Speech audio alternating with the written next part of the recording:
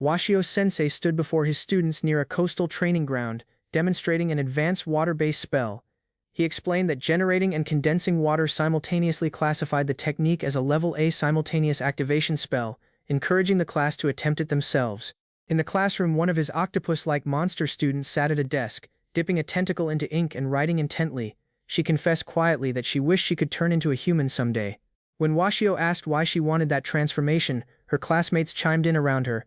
Several admitted the same secret hope: if they became human, they could marry their teacher. The octopus student stared down at her many limbs, each lined with suction cups, and grew self-conscious. She lamented how different her body was from a human's. Slumped at her desk, she continued spiraling, worried that her unusual appearance would only disgust the person she admired. Washio raised his voice to get the class's attention, announcing he had something important to share. Another student playfully squeezed a small fox-like creature nearby, as the octopus girl worried he'd end up hating her. The scene shifted to Munis Inium Real Academy, a grand school towering over the Medium Kingdom. Two girls walked home together, exhausted from their day. Elsewhere, Washio checked on someone nearby, asking if they were all right after a small collision in the hallway. Passing students sneered at him, wrinkling their noses and complaining about bumping into old Washio, clearly unaware of his feelings. Hurt by the comment, Washio insisted he wasn't that old, mentally listing that he bathed daily and had washed his clothes the day before. Moments later, he found himself face to face with an unfamiliar female student in the corridor. The girl, striking and clearly new, stood beside her luggage, drawing his stunned attention as their eyes met for the first time. He froze, visibly caught off guard by her figure as she approached him directly. She asked if he could help her find her classroom, admitting this was the first time he had seen her carrying such luggage. They exchanged a look in the hallway, the new student clearly seeking his guidance. Without warning, she suddenly threw her arms around him in a tight embrace, catching him completely off guard. Onlooking students, thinking it was a prank targeting him, cheered and celebrated as if a dare had succeeded. Passers-by whispered judgmental remarks, calling him disgraceful, while he awkwardly asked her to let go, embarrassed by the attention. Still holding on, she asked for directions to the head teacher's office, admitting she'd forgotten her school map. Realizing her identification book contained a map, Washio explained the office was on the 4th floor near the teacher's room, still trying to gently free himself. The new student knelt beside her open suitcase, digging through it in search of her identification book. Her expression fell as she realized the item wasn't there, prompting her to blurt out that she'd made a mistake. Panic set in as she realized losing the book would cause real trouble. Washio quickly understood the problem too, recalling this particular suitcase had already been sent ahead to the dormitory. Kneeling beside her open case, he explained calmly that mistakes usually happen when people rush, asking if she understood the lesson. He patted her head with a warm smile, reassuring her that staying calm was the key to solving problems without panic. He told her not to worry, since she could simply visit the academic affairs section and request a replacement book. She thanked him sincerely for the advice. She recognized his words as an old saying, wisdom from the past, about staying calm to avoid mistakes, impressed that he actually lived by it. Washio reminisced about his former life as an office clerk, recalling nights spent redoing lost presentation data after his laptop battery died before saving his work. Catching himself rambling about an unfamiliar job, he waved it off and apologized for bringing up something strange. The girl, puzzled, asked what an office worker even was, wondering aloud if it was something edible.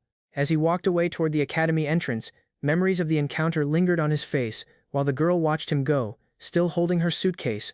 Alone near the teacher's room, she touched her collar thoughtfully, wondering to herself whether he had truly failed to notice something about her. Back in the staff area, a fellow instructor handed him a stack of intermediate magic questionnaires to correct, while others invited each other out for drinks, passing him by without a second thought. Limnoa-sensei approached his desk, questioning whether he intended to start cleaning duties at that hour, as he explained he'd be busy handling the residents' cleaning that day. The elegant elf continued boasting about his own achievements, mentioning his consultant role and an effortless tournament win, then remarked that surely someone as capable as Washio deserved better work. Washio replied graciously that assisting someone as talented as Limnoa would be an honor, though internally he wondered if the man had just laughed at him. Later, hunched over paperwork, Limnoa muttered under his breath what a miserable man Washio truly was. Exhausted, Washio wandered the nighttime streets, deciding he needed food after such a draining day. At the tavern he ordered one more beer before realizing he couldn't actually afford the luxury. Walking off broke into the night. He returned to his quiet, modest home tucked along a cobblestone street, disappearing into its dim entrance alone. Startled by his elderly housekeeper still awake and waiting, he yelped in surprise as she welcomed him home warmly. She handed him leftovers from dinner, apologizing for any inconvenience, before teasingly asking why he didn't just find a wife who'd wait for him with home-cooked meals instead. As the housekeeper wished him good night, Washio laughed off her earlier remark about finding a wife, insisting a low-ranking teacher like himself had no chance of landing one. Alone in his room, he kicked off his boots, weary from the long day. He tossed his shirt aside and collapsed at his messy table, finishing the leftovers before drifting into a heavy, exhausted sleep. As he lay there, memories crept in of his old life more than a decade earlier, back when he was an unremarkable office worker with no real future ahead of him. He remembered coming home from work one night, scrolling through a collection of famous quotes, when he was suddenly pulled from his world and hailed as a hero in a strange new one. Visions of ruined battlefields and scorched earth flashed through his mind, remnants of a war he had been thrown into as that so-called hero. Grotesque creatures loomed over him during those battles, monstrous enemies unlike anything he'd known before. One such monster reared above him, and he screamed at the sheer horror of the encounter. Overwhelmed by fear and exhaustion, he cried out again, gasping and trembling as the memories replayed the trauma of that fight. After the war ended, he settled into an ordinary role as a professor at the Real Academy, quietly aware that he had never lived up to the expectations placed on the hero. Standing on his balcony under the moonlight, he admitted to himself that he had built nothing extraordinary in this new world, not even the harem some might have expected from someone in his position. He lit a cigarette, lost in thought while his beloved octopus students doodled happily behind him. Reflecting that those simple days were the most enjoyable he'd had, he put out his cigarette and decided it was time to sleep. The next morning he rushed toward the academy, arriving just in time as a colleague teased him about whether he'd actually washed his shirt. Limnoe leaned in and sniffed him, confirming aloud that he still smelled like an old man, leaving Washio startled and self-conscious. Students whispered excitedly nearby, spreading word that a monster girl was transferring to their school. Confused, Washio admitted he hadn't heard anything about it, prompting Limnoa to remark that his ignorance was hardly surprising. Illustrations of these mysterious girls revealed beings with intelligence surpassing elves, striking human-like beauty, and extraordinary physical abilities despite their monstrous origins. Little was actually known about them, since so few remained and their transformation into human form was never fully explained. Limnoa pointed out that, as a biology professor, Washio should already know this, though he simply laughed awkwardly instead of answering. Standing before the assembled staff, the elderly director introduced the school's guest speakers, one boasting about specializing in lower-ranked monsters while another declared such creatures were considered elite thanks to the promising futures promised to them by government officials and military officers. A nearby teacher murmured in disbelief that someone like her would choose to study at their academy. The director welcomed the new transfer student warmly, praising the school's reputation for having the strongest and most talented teachers, while she expressed how honored she felt to be there. Beaming with excitement, the girl introduced herself as Claudia, proudly announcing she belonged to the Kraken species and greeting everyone cheerfully. Washio froze mid-thought, stunned by the sudden realization that the beautiful girl he'd met the day before was actually a monster girl, while other male staff members whispered about her striking looks. Claudia interrupted, declaring she'd already made up her mind about which professor she wanted, brushing aside the plan to spend the week evaluating teachers first. She approached Washio directly, greeting him with familiarity as if reconnecting after a long absence. A tentacle slipped out from beneath her skirt, wrapping playfully around him as she asked if he still hadn't figured out who she really was. Washio's mind flashed back to the ink-dipping octopus student from his classroom, and Claudia confirmed his suspicion by addressing him warmly as her sensei. Memories surfaced of a chaotic battlefield scene, where an octopus creature had once called out to him amid the destruction, echoing the same greeting she'd just given. He recalled a hand reaching out to him back then, and Claudia gently took his hand again, reminding him that he had once saved her life. She explained proudly that she had since transformed, fully becoming the monster girl standing before him now, leaving Washio speechless with recognition. Washio sprints through the city streets, panic written across his face as he clutches his belongings, desperate not to be late again. A cheerful greeting stops him cold near the school gate, and a familiar voice calls out his name with unmistakable excitement. He offers a passing student a ride on his back, and the girl beside her, Claudia, greets him warmly as they set off together. Wind rushes past as the two soar above the rooftops, the girl's tails trailing behind her while Washio shouts in disbelief at the height. Safely landed at her desk, the student thanks him for getting her to class early, admitting this is the first time all month. Washio quietly reflects on the fact that this creature grew from the very one he once rescued long ago.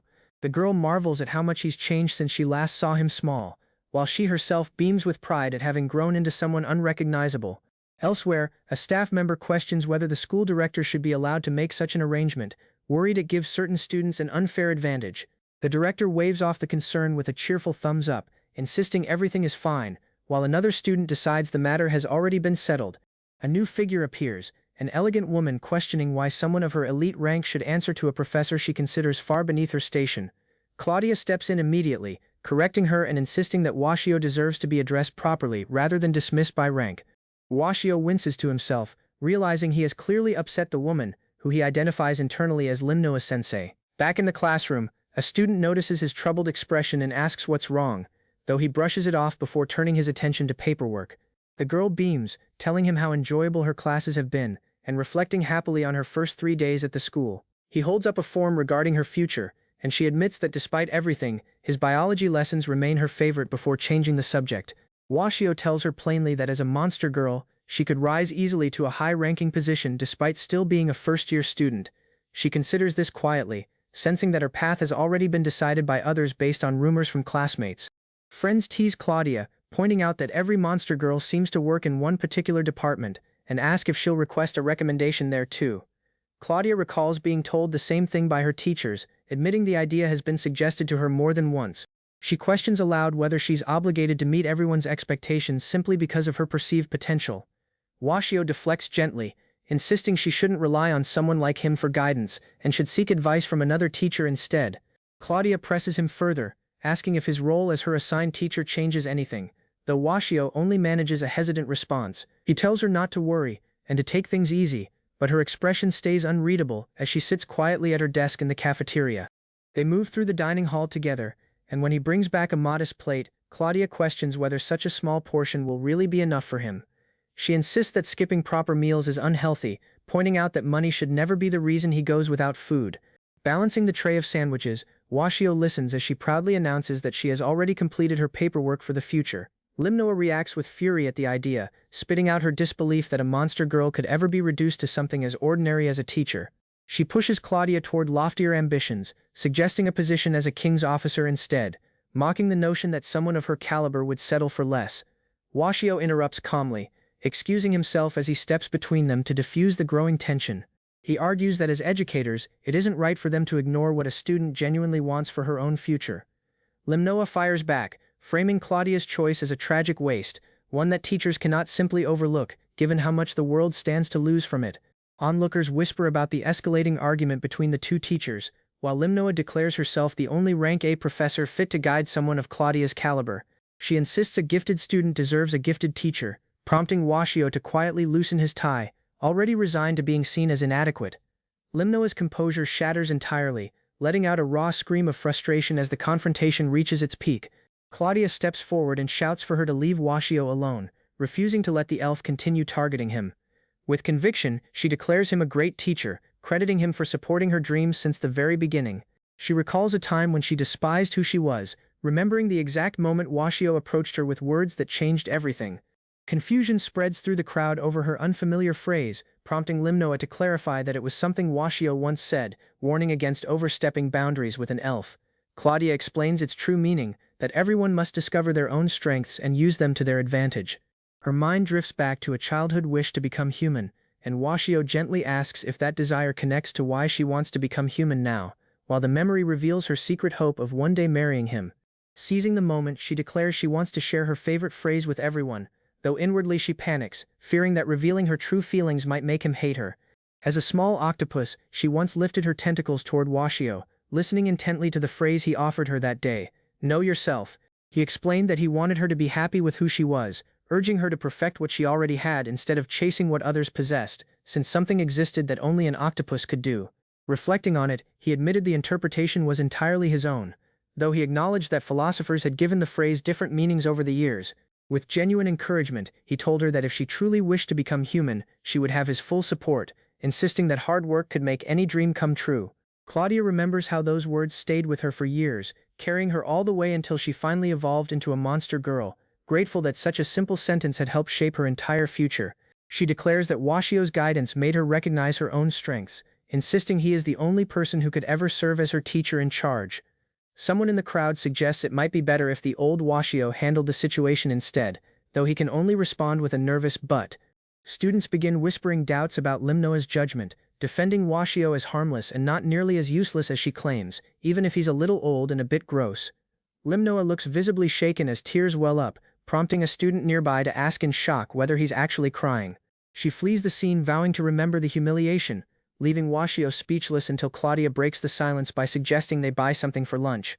Washio reflects on how far his once tiny octopus has come, now aspiring to become a teacher herself, admitting how genuinely happy he feels doing the work he does. He suddenly grabs her hand and pulls her along, lamenting that he'd forgotten something as simple as their next task while they hurry off together. Hearing her repeat his old phrase catches him off guard, and he admits he never expected those words to return to him after 20 years. He watches her walk ahead in her new heeled boots, smiling to himself and wondering if this quiet satisfaction is simply the reward that comes with being a teacher. Their moment is interrupted when Claudia suddenly asks to borrow money from him, prompting his shocked protest as he promises to pay her back the following week, though she insists there's no helping it now. The teacher presented a learner with impressive magical potential, cautioned people not to underestimate her skills.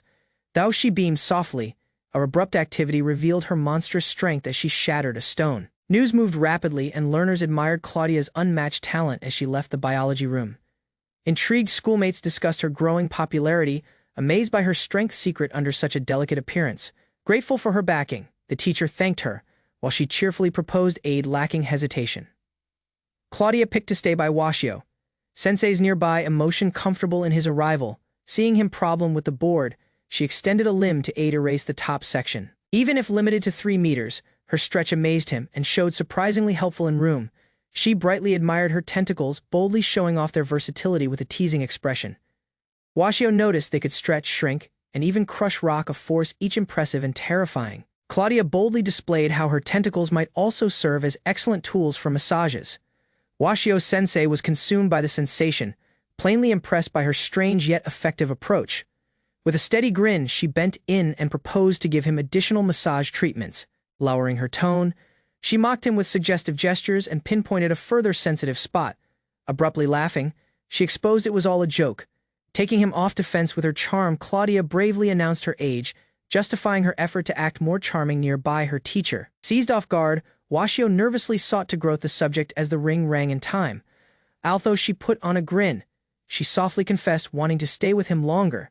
She left for lunch, waving goodbye while Washio quietly looked her move away and believed. Solo at his table. Realization struck him hard. His spirit was no longer unaffected. Claudia exhaled, frustrated by the attempt it took to act attractive nearby people. Flowing towards a carriage, she noticed she was running tardy for an appointment. A mysterious woman reached in city, wondering if Washio-sensei quiet thought of her face. That night, chased by image and slime, he twisted and caught, tormented by bizarre wishes. On his rare date off, the teacher strolled across city, savoring a rare instant of peace. Abruptly, a harsh pain hit his back, and he could hardly move, lacking wincing in discomfort. Before he could react, an enigmatic woman emerged and shocked him with her abrupt approach. She beamed confidently, hinting that she had shifted greatly since their last incident lengthy ago. As she lifted her skirts somewhat, he looked in alarm, unsure how to course her boldness.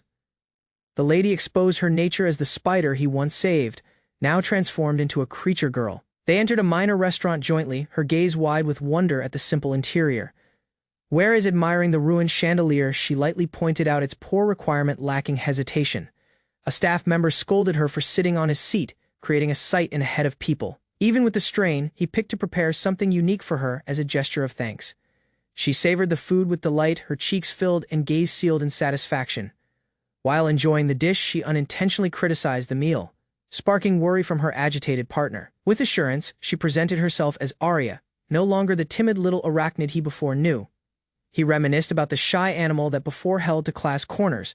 Now grown and radiant, her transformation was shaped by his kind remarks, which had allowed her strength while dim times. She carried up his education, intrigued about the kind of magic he shared with his learners. With a calm tone, she exposed her new route, now writing as a biology teacher. He gave a calm grin, acknowledging how much had shifted since their before days. Their discussion looked to the small octopus she before knew, now also transformed and renamed Claudia. Though their bond continued close, he quietly confessed their student-teacher relationship felt uneasy and complicated now. Lacking hesitation, she lifted her mug and required the priciest dishes. Shocking everyone nearby her, following the food they moved beyond. She proposed a salary, yet he politely declined with a joke. A carriage emerged prior to them, and she declined his offer to escort her. By then, well, ready, as the night draft blew, She embraced him softly and expressed wish to meet anew soon, smiling gently versus his torso. She confessed how happy she felt just spending time with him, as they exchanged final smiles. The evening closed with a calm farewell among them. Within the carriage, she sat quietly. Her hat rested next to her and legs twitching nervously. Looking at her palms, she beamed with pride, having at last hugged him as she dreamed. Her delight dimmed as she reviewed his remarks about Claudia, which struck her surprisingly. She looked at the unopened present, thinking if returning now would let her catch him. Claudia enthusiastically went back to meet her teacher, wishing to spend more time jointly after class. Rather, she heard he had, by then left with the enigmatic and gorgeous black-haired woman. She moved before the quiet street, wishing to meet Washio sensei before the day ended. Wary is thinking whether to deliver the gift tomorrow. Cries of alarm repeated across the air. Blazes consumed the church. Turmoil moved fast. She paused as desperate calls for aid echoed out. Fumes intensified. Youngsters raced in alarm. Bystanders sought enclosing the fire. Yet the fire raged on. Shouts packed the plaza. A nun begged to rescue a trapped child quiet within the blazing church. Alarm spread as someone cried out about a child quiet trapped within the blazing church. Lacking hesitation, she stepped onward and proposed her help, calming the worried nun with assurance. Overlooking warnings, she charged forward, sprinting straight into the blazing facility, lacking slowing down. Dense fumes packed the air as she entered the collapsing structure, flame licking at every surface even with the threat. She prepared personally. Her liquid sorcery was rusty, yet a child's living depended on it. She stepped deeper into the blazing ruins, shouting out across the fumes for the absent child. A weak hack seized her notice. She darted forward, gaze scanning the mist for any activity. Slumped under fallen beams, the child gasped for air, hardly conscious and unable to step. She lifted him onto her back, murmured reassurance, then sprinted towards the door lacking hesitation. Pausing beyond, she prepared her thunderbolt sorcery. If required, she'd wipe out all things stopping their way. She wavered, recognizing her lightning magic could harm the unconscious child clinging to her again. While considering other choices, a new arrival entered an ominous shape prepared to cast mighty magic. Enormous summoned beast shape behind the man, pulsing with thunder and overwhelming mystic power. Recognizing him, she looked in awe as his charm effortlessly parted wreckage with precision and command. Once the nation's strongest magician, he now stood as a teacher, quiet, skilled, yet emotion his age. Within the flooded remains, broken beams drift while fish glide quietly across the submerged church. From beyond, villagers assembled in disbelief, looking at the structure encased in an enormous dome of liquid. An intrigued student chased a swimming fish, slipping history the gathering and nearing the watery barrier. She got to out yet, second woman rapidly stepped through the barrier, cradling an unconscious child. Alarm moved amid the crowd as they darted to help, shouting for a doctor immediately. She quietly described that healing sorcery had been used, yet urged a doctor's checkup. Anyway, villagers murmured in awe, recognizing the mighty spellwork only a creature student could perform. Encircled by approval, she denied the grand titles, waving off compliments with visible unease.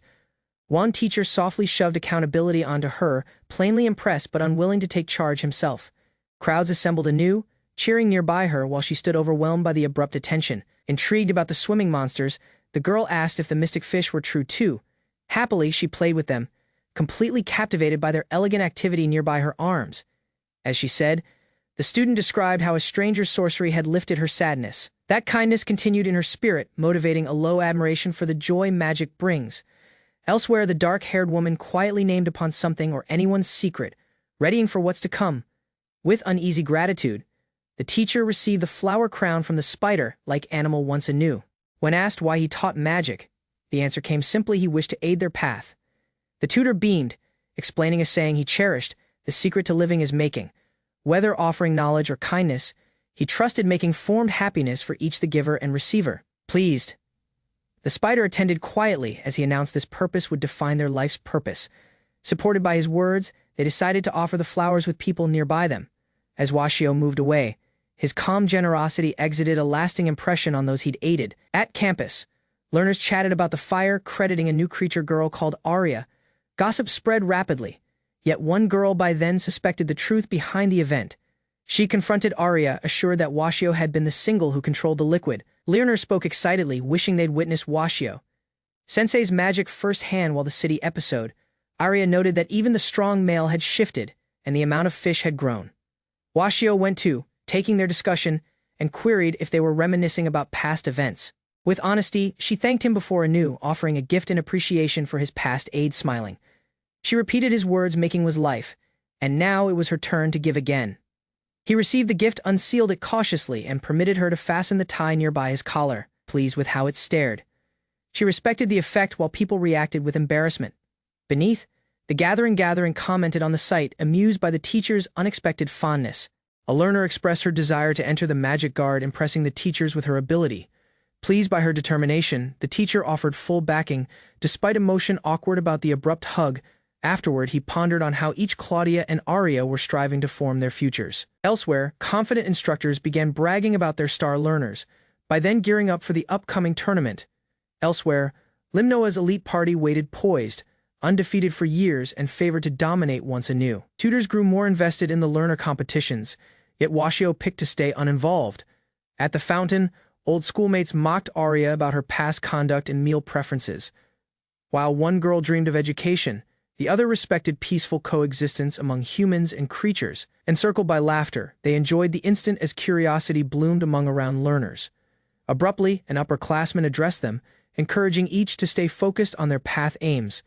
A assured upperclassman extended an invitation, seeking the girls to enter his division on campus. Frederick presented himself with flair, trailed by two people boldly stating their faction affiliations.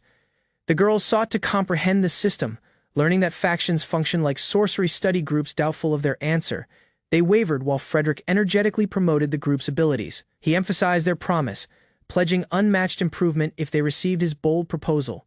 Frederick leaned onward, keen to hear their reply after his confident proposal to enter. Lacking hesitation, one girl firmly declined, creating visible tension and amazement among the party. The other learner declined politely, stressing that decisions shouldn't be made or influenced unfairly. Each shared their preferences, explaining their unease with groups and topic on combat talents. Frustrated by refusal, Frederick abruptly questioned them to a fight, escalating the situation instantly. A towering rush rushed as the duel began, summoned by the opponent lacking waiting for approval. Reacting rapidly, the creature girl deflected the magic, her command over liquid impressively precise. Frederick admired her skills, urging the second girl to answer, despite being by then looked down. Growing frustrated, he resolved to escalate the difficulty. Aiming to provoke a true answer elsewhere, a lesson on sorcery principles started, explaining how level affects conjuring manifestations. The instructor stopped as an unfamiliar mystic arrival began to form before his gaze. A massive wolf-like figure emerged, radiating force that shocked everybody watching the duel. A phenomenon tied to mystic talent appears from one's shade during spellcasting. That's uncontrolled. In a head of the room, a mighty visual appears back the instructor, a spectral beast. Staying quietly, he reveals the towering werewolf is a direct reflection of his sorcery force. With calm assurance, he observes the learners' responses, unfazed by their astonishment. He clarifies that scale counts greatest. Mystic entities mirror their caster's strength, not sheet. Sorcery force is rated by scale. A larger entity signals larger strength while summoning. From the roof, learners watch Frederick and his entity. His force has gradually grown. While people guess his level, a girl evaluates his imp cautiously before making her estimate. Frederick starts the man's display. A towering ice blade shapes above as he directs intense cold. The blade strikes downward. In the aftermath, he stands steady, whereas guarding the girl next to him. Frederick smirks, whereas seeking if the girl was impressed by the scale of his sorcery. He attributes his force to perfect recitation, assured that high-rank sorcery is within his grasp. With bold excitement, he invites the creature girls to join his division, flaunting his talents. From higher learners whisper respect. Slicing the huge object only increased their impression of him. Even with the deed, the student remains not impressed. Her harsh stare judges his attempts underwhelming. Although his magic held force, comparison to Washio's strength cast doubt amid the observers. The girl steadily declined his invitation, expressing her purpose to study from Washio, rather. Assumptions trailed. They suspected her devotion stemmed from an individual debt owed to Washio. Frederick teased the teacher's stagnant rank, rejecting him as weak and manipulative, lacking knowing the fact. As the ring sounded, an eerie silence encircled Frederick. His proud look continued unaltered. Abrupt burst erupts in front of Frederick, scattering debris and stunning around learners. Claudia challenges them in rage, denouncing the mockery directed at Washio and his teachings. Her force pulls notice. Onlookers react in awe and in worry as her magic blazes. Surprisingly, despite the criticism, She defends her sheet and nature with constant assurance. Second girl enters her, conjuring a fearsome entity. She requires regard for Washio. Sensei's tidal alarm consumed him as monstrous power unfolded. Their mystic power exceeded all things he had pictured before. A creature girl unleashed her massive tentacles, causing destruction and alarm across the classroom lacking caution. Staying defiantly, her companions required and regret from the boy who ridiculed their beloved teacher. Cracks echoed ominously as the lead creature girl challenged the shocked learner's silence and disbelief.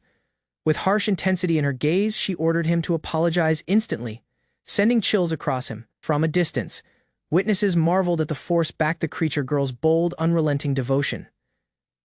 Abrupt explosion shook the school, causing staff to rush out in alarm and puzzlement. Fumes and wreckage clouded the view as they noticed the destruction came from the spire.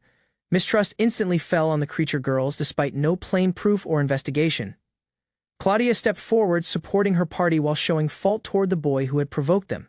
Surprisingly, the accused boy admitted his love, stunning everybody with his abrupt emotional outburst. He marveled at the creature girl's explosive force, shocked by the sorcery she'd just unleashed. Even with a limiting band, she exhibited overwhelming power that exited him entirely fascinated. Convinced by feeling, he admitted his emotions and proposed marriage lacking hesitation. Agitated and trapped, she yelled that this wasn't a romantic dispute, denying the uneasy moment. Elsewhere, observers challenged the turmoil, blaming poor supervision for the destruction and unresolved strain. The tutor sought to defend the students, believing they must have had good intentions. Offering assistance, the elven proposed handling them personally, hinting it would be easier for everybody. Looking from afar, the teacher beamed, recognizing the elf's persistence despite his proud demeanor. Eventually, the learners looked in their written regret, albeit with lingering strain and resistance. During questioning, Frederick confessed blame while Claudia's behavior were verified as self-defense. Despite warnings to be cautious, the boy rejected accountability, asserting he was under second teacher's care. He demanded Claudia had been manipulated, pledging to rescue her and begin a relationship together. Arya still faced blatant refusal as he teased her monstrous appearance, lacking remorse. Quiet, he extended an offer to join his division, only to be flatly declined anew. Looking the uneasy sight, the teacher beamed quietly, muttering something about the vigor of youth. Each girl scolded the teacher sternly, keeping him flustered and rapidly apologizing. He nervously sought to justify his feelings, comparing personally unfavorably to a younger male. Pouting, she announced her irritation, then bravely queried him out on a date elsewhere. Another learner left lacking apologizing, prompting silent disapproval from those around. Two girls sat nervously as the tutor warned them about misusing sorcery beyond room boundaries. Smiling mischievously, one of them left for room, recalling the tutor of their assured date afterward. Later, she moved out in a fresh attire, confidently seeking validation from her allies. Second students soon emerged, also dressed up, wishing to receive a similar compliment. With a cheerful grin, the teacher admired each girl's, making everybody nearby them cheer with joy. One girl bent in with excitement, seeking her tutor which color fit her the most. His vague reply didn't impress her, causing a glare while the other girl quietly watched. Following being advised each outfits were expensive, she resolved to buy them regardless. The black-haired girl exposed her motive for tagging before she wished to join their date. Their rivalry intensified quietly, with Washio seized between two keen and determined learners. Some girls around murmured doubts about Washio's capabilities, labeling him a frail ranky teacher. Unfazed, the party wandered into city jointly, lightly planning to grab crepes and enjoy sweets. While one girl mocked him with dessert, second sat quietly, annoyed by the bold step, embarrassed by the sight. Washio moved attention from a drunken local who caused items worse. The uneasy incident ended with misunderstandings as observers wrongly believed a scandalous relationship was forming. The girls mocked Washio about his lower education level, urging him to seek a promotion. Their expressions soured upon learning that he shared the similar level as the refined Ramona. Instead than feel offended, Washio beamed and confessed he preferred a quiet life lacking pressure. Even older townsfolk criticized his attitude, while learners softly recognized how overlooked he really was. Motivated by the circumstance, the girls hinted at a scheme to prove his real worth. The girls rapidly rejected Washio, asserting they needed privacy for an important discussion between themselves. As they talked quietly, people anew shoved the idea that Washio should chase a promotion. Times later, each girls abruptly canceled their plans, asserting urgent counts required their attention. Now solo, Washio unwillingly agreed to drinks with an older male seeking anyone to talk to. Nightfall came softly, and Washio sat in solitude, eating under the night air in quiet. While eating softly, Washio observed each Claudia and Arya were missing from the usual party. Arya abruptly appeared, requesting his autograph with an oddly proper document in palm. He soon uncovered it was for founding the Washio division, keeping him visibly alarmed. Arya waited boldly, announcing the existence of the Washio division. Elsewhere, Washio banged his hair on the table, overwhelmed by yet second complication. A fellow tutor rejected the notion outright, asserting it was impossible due to Ijan rank limitations. The girl boldly presented her reasoning.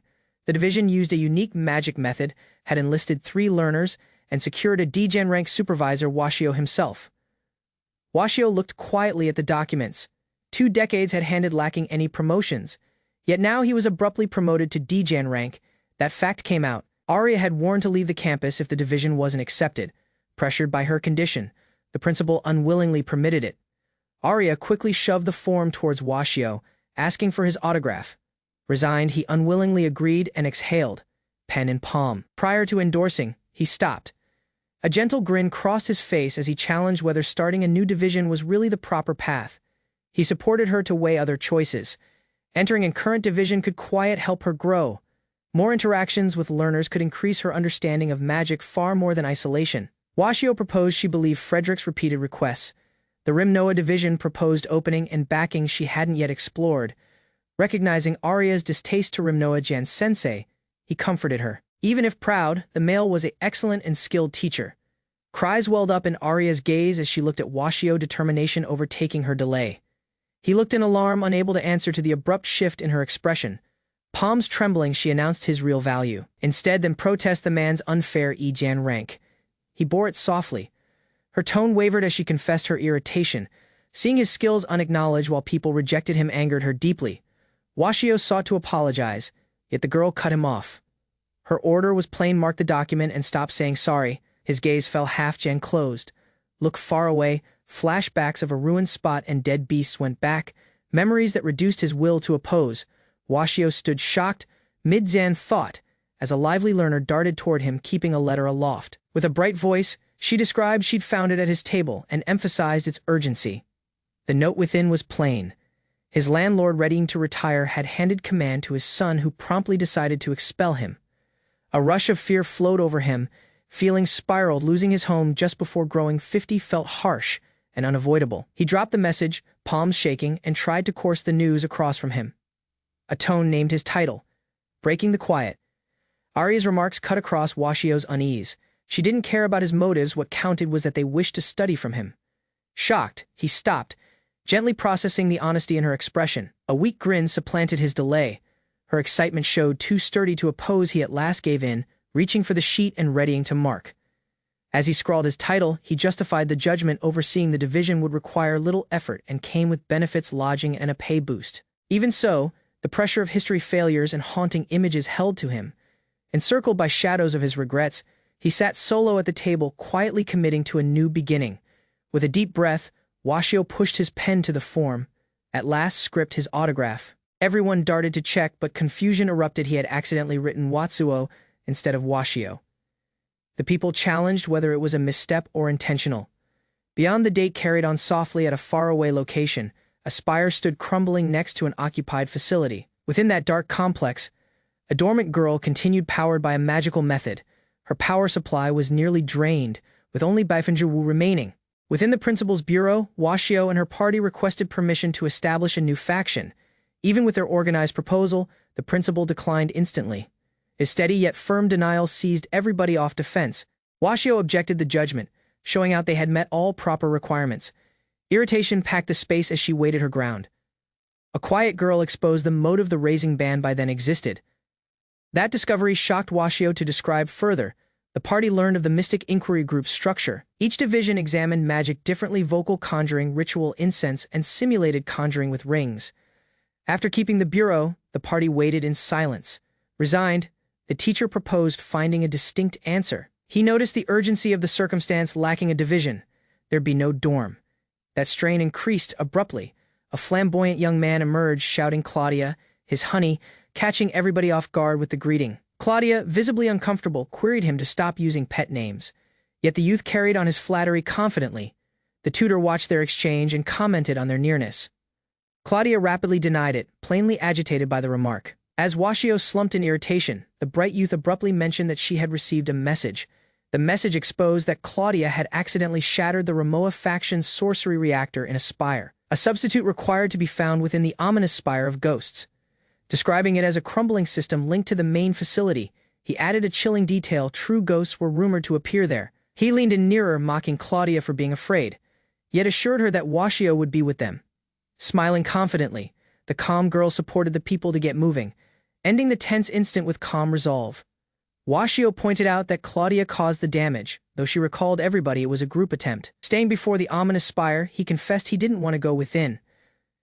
The notion of ghosts unsettled him further than he imagined. Unwillingly, they went into the system. The tutor urged the party to meet the magic reactor rapidly and leave. Elsewhere, Frederick reported to his higher-up, verifying that he had guided the tutor and Claudia as instructed. Pleased by the update, the Elven admired Frederick's job. In Go Back, Frederick hoped his behavior would earn favor and obtain his beloved's place in the division. Ramoa exposed his dramatic scheme: wait for Washio to alarm, swoop in stylishly, and earn respect. Confidently, he proclaimed it a flawless approach to free her head from manipulation, basking in his pictured success. He and Frederick then recited the core values of their division, reasoning as the foundation of power. With synchronized intensity, they announced the second and third values: wealth and ego, each ranked A in significance. Frederick stated wish that his honey would also adopt these values. Elsewhere, Ramoa quickly anticipated session the creature girls. Ramoa grinned, believing command was within attain. Elsewhere, the trio moved into the room, ready for what expected. Within the ruined spire, Claudia leaned onward, overwhelmed by feeling Washio. Sensei, shocked, pressed her to steady down. Though he sought to stay composed, his topic wavered as something surprisingly soft brushed versus his face. She held to him tightly, her defense entirely lowered. Caught off guard, Washio challenged the circumstance he'd landed in. Only times afterward they regrouped with the people. The aim was plain: retrieve the magic reactor's secret within the ghost-infested spire. Despite her before boldness, dread moved into Claudia's gaze. As the people entered the dim corridor, she wavered and stepped again. A cold breeze moved through the passage as the old door groaned wide on its own. Everybody paused, lacking caution. A shadowy shape lunged onward. Washio instinctively seized Claudia and raced across the archway. Footfalls repeated back them as they ran lower. A floor door opened beneath their feet, lacking notice.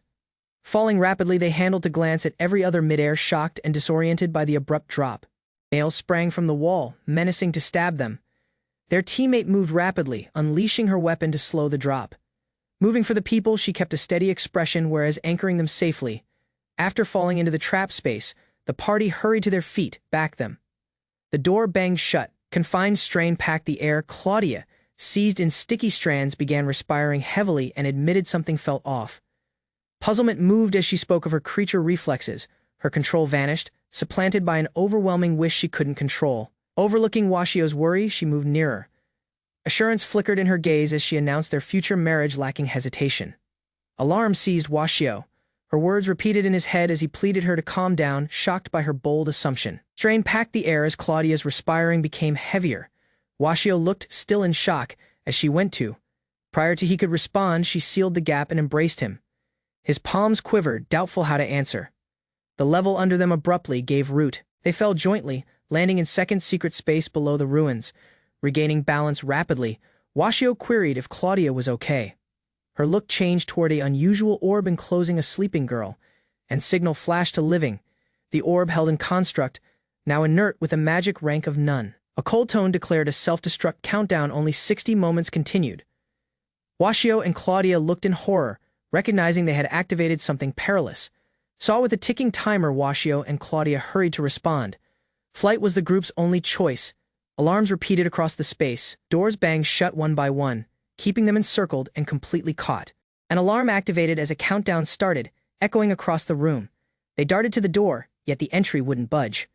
Within a pod, the student designated O2 continued eerily steady. Her stable expression differed sternly with the escalating strain. From above, the site exposed a high-tech lab with an enigmatic chamber at its center. One of them pointed out the manual, urging everybody to stop. The course prior to it was too tardy. Rummaging across a dusty drawer, they uncovered an aged book. Flipping it wide, they found sheets packed with arcane marks and diagrams. Unease packed that air, while one wrestled to comprehend the content. Second began to grasp its purpose. With the countdown quiet ticking, the male went to the chamber. Every move felt heavier under the pressure of time, yet hesitation wasn't in choice. An abrupt vision overtook him. Dark power crackled as a monstrous shape appeared. Electricity rushed nearby the lab as the student watched nervously. The charm prevailed, halting the construct's descent into destruction. Laughter went back following the strain dimmed. She admired him for his heroism, quiet shouting him by his aged title showing at the tome. She challenged its real nature. He boldly acknowledged her as a learner before quietly questioning the advice of allowing this all to unfold in the first place. Keeping the age-old book, the man verified its authenticity, although he had not ever seen single firsthand. Even with its appearance, viewing the script showed difficult. Greatest of the script was indecipherable. With only some scattered phrases offering any clues, she examined the sheets alongside growing fascination. Motivated, she announced the tome should become a research project for their party. Surprised by her abrupt excitement, he challenged her purpose. She explained with assurance the sorcery tome was their new priority. Lacking caution, the girl from the pod started to step. Her form shifted softly and her eyes gently opened. The girl within the pod at last said, surprising them each. Her tone was steady, yet packed with reason. Awakened following a lengthy slumber, she said sorry for the delay. A message written on an aged leaf verified her feelings. That was indeed the girl's mentor's handwriting. As she read, images of time spent with her designer surfaced, mild times of discovery and shared ambition. Understanding that her designer had handed, she pondered with calm acceptance. The girl's part was complete. Although welcome to enter them, she declined. With no mentor to serve, she went back to sleep. Her existence once again paused until anyone worthy emerged. The two waited prior to the resting girl, her pod sealed once anew. He confessed defeat, unwilling to grab on the part she sought. Growing away, he demanded he was nothing more than a biology teacher. Despite his mystic talent, the girl objected. Yet he wouldn't budge. Quiet fell as his moves repeated over the lab. She looked him, doubtful what he really sensed. Within the chamber, her mission continued. He softly reviewed her final request to continue the inquiry jointly. Within the dim complex, the teacher moved ahead with quiet determination. A learner trailed near behind, her tone trembling with concern. The man's title repeated across the chamber. Washio-sensei, back him. The tone became louder, desperate for an answer. Staying solo before the chamber, Washio quietly faced the girl within. Gaze sealed, palms folded, she rested peacefully. He seized a message in a dense tome, the letter said of sorcery, ability, and youth. Puzzled, he challenged the age condition, realizing he no longer fit the description. The tome's secrets unraveled, a powerful spellbook shielded by a guardian construct. That resting student was its key. The chamber glowed softly in the calm facility. Time had drained his mystic strength, keeping him unable to sustain the spellbook and the girl any longer. Despite his fading force, images of their days jointly carried him peace. Every daybreak spent researching magic next to her had given his life renewed purpose. Holding the spellbook tightly, he received the end of his part. He rejected his value, asserting the artifacts were beyond the grasp of a plain biology teacher. The girl waited quietly, looking as he climbed the steps. Unease packed her gaze. Although hesitant, she trailed him move by move, carrying the unspoken burden of what lay ahead. The construct's serene face continued unaltered, while the girl next to her hesitated, glancing up toward Washio's back. She couldn't bear the belief of the student falling again into endless rest. With each palms clasped tightly, she begged anew. Her remarks were steady yet genuine. She queried him not only to aid the student, although doubtful of his spot. Washio attended. She didn't comprehend the burdens he carried, yet recalled him of the man she had always known, the dependable teacher who got out to those in need. Irritation swelled inside him. He blamed personally for needing a learner's push to move. With a reluctant grin, Washio received the part. Although unsure if it suited a tutor, he recognized the accountability. Looking aside, the man confessed his flaws. The history had shaped him, yet one date, he assured he would reveal all things to her. The student's answer was soft. To the girls, his clumsiness wasn't weakness. It was what caused him mortal. Within the chamber, the construct continued quiet. Washio waited next to her before anew, no longer conflicted. As she slept peacefully, the fact turned plain. Even with her mechanical form, within her rested something precious. Something that couldn't be made or programmed. The girl had one spirit. The aged administrator's final note remained in his feelings. She queried the new mentor to give the girl a title, love, and a grin she never received. With calm resolve, Washio called her Alice. Her gaze gently opened, reacting to his voice. Alice attended to his words and recognized her new title, lacking hesitation. Confused but obedient, she received him as her mentor while quiet, grasping the purpose of it all. As the instant settled in, the learner held to Washio's arm and cheerfully presented him as their teacher. Alice updated her method, formally recognizing Washio as her fresh mentor. Her soft tone addressed him politely, whereas his looks softened. While a trip to the school's ghost spire, an enigmatic basement was uncovered by chance. Deep within, a powerful grimoire and a construct were uncovered long secret from sight. Realizing what had been recovered, the instructor instantly recognized the artifact as the spellbook of 7 artifacts. Eager to grab advantage of the situation, a learner requested permission to use the spellbook as an inquiry subject. The director accepted, yet warned the duty would be complex. Prior to them waited the construct, flanked by intrigued learners. The director admired everybody, stating how exceptional they all were. However, the construct quietly corrected her, recalling them she was not a learner at all. The director officially accepted Washio's request, converting the repaired residence spire into the newly designated ghost spire. Upon noticing they'd have to live amid ghosts, various members of the division reacted with dread. Despite their worries, one learner calmly comforted them, asserting the ghost was not only friendly yet also quite kind. Arya described how she had lightly chatted with the ghost while there before entrapment. Reflecting quietly, the construct noticed someone else had likely shielded the people by confronting the ghosts. Washio proposed the girls aid Alice meet a proper attire. Even if she was technically dressed, her unusual appearance left everyone unsure where to topic their look. Washio excused himself to manage the documents for the ghost spire's restoration, keeping the girls behind. Despite her insistence on staying close her mentor, Alice hesitantly trailed the people. Washio waved the others off kindly as the 3 headed up the steps, aiming to strengthen their friendship. From the upper window, the girls could be seen talking as the harmed ghost spire stood softly outside. Renovation attempts started in earnest. Craftsmen climbed scaffolds and reinforced the crumbling walls, whereas the party discussed sensible counts. Later, Alice went back in a filled maid attire, greeting Washio with proper grace. While the learners giggled, Washio challenged the option. Whereas the girls respected Alice's appearance, one couldn't aid yet ask if she was blushing. Within the harmed spire, Washio warned them to stay plain of the hazards. One of the students proposed to aid with the repairs, only to be declined at first. As they lifted heavy beams and tools, the girls recalled everybody they weren't regular humans. They were creature girls looking up at the crumbling barrier. An appeal was caused for backing. The group's teamwork could be crucial to finish the reconstruction and ensure everybody's safety. Activating the girls' sensors, Alice locked onto structural weaknesses. With swift precision, she neutralized promise hazards to defend her mentor from falling wreckage. Alice unleashed a mighty beam, entirely disintegrating the falling debris higher the spire structure. The overwhelming power left everybody speechless as she verified the danger had been neutralized. Her palm retracted to reveal skeletal fingers prior to she softly held Washio's face, checking his requirement. Washio promised her he was fine, though her worry plainly pleased him. People watched the instant in quiet. He softly noticed Alice had developed attached to him. Grateful, he changed topic again to the repairs. Unwillingly, the girl attended as the maid described the circumstance. Commands from her son exited no space for negotiation.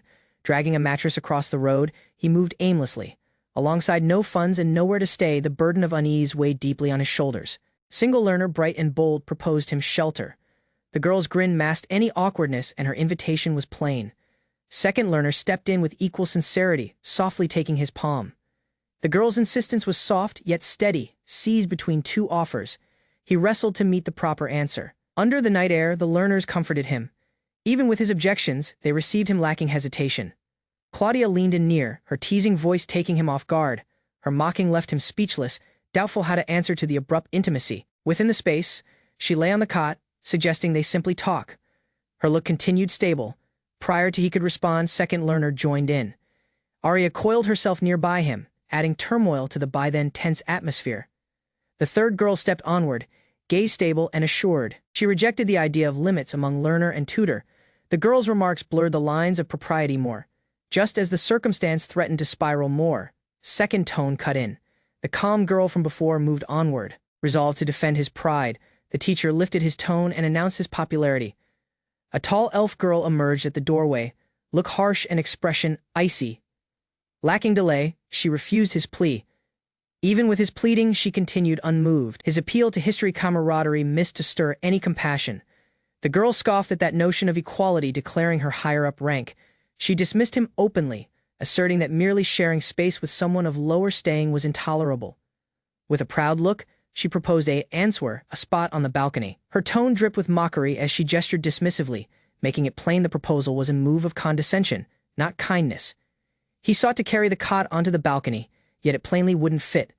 The girl stepped in, showing out the evidence scale matter, halting his plan mid-motion. The elven calm verified his purpose to use the balcony. One learner erupted in protest, shouting the situation completely unacceptable, while second urged the teacher to move away from the absurdity, saw with no possible options.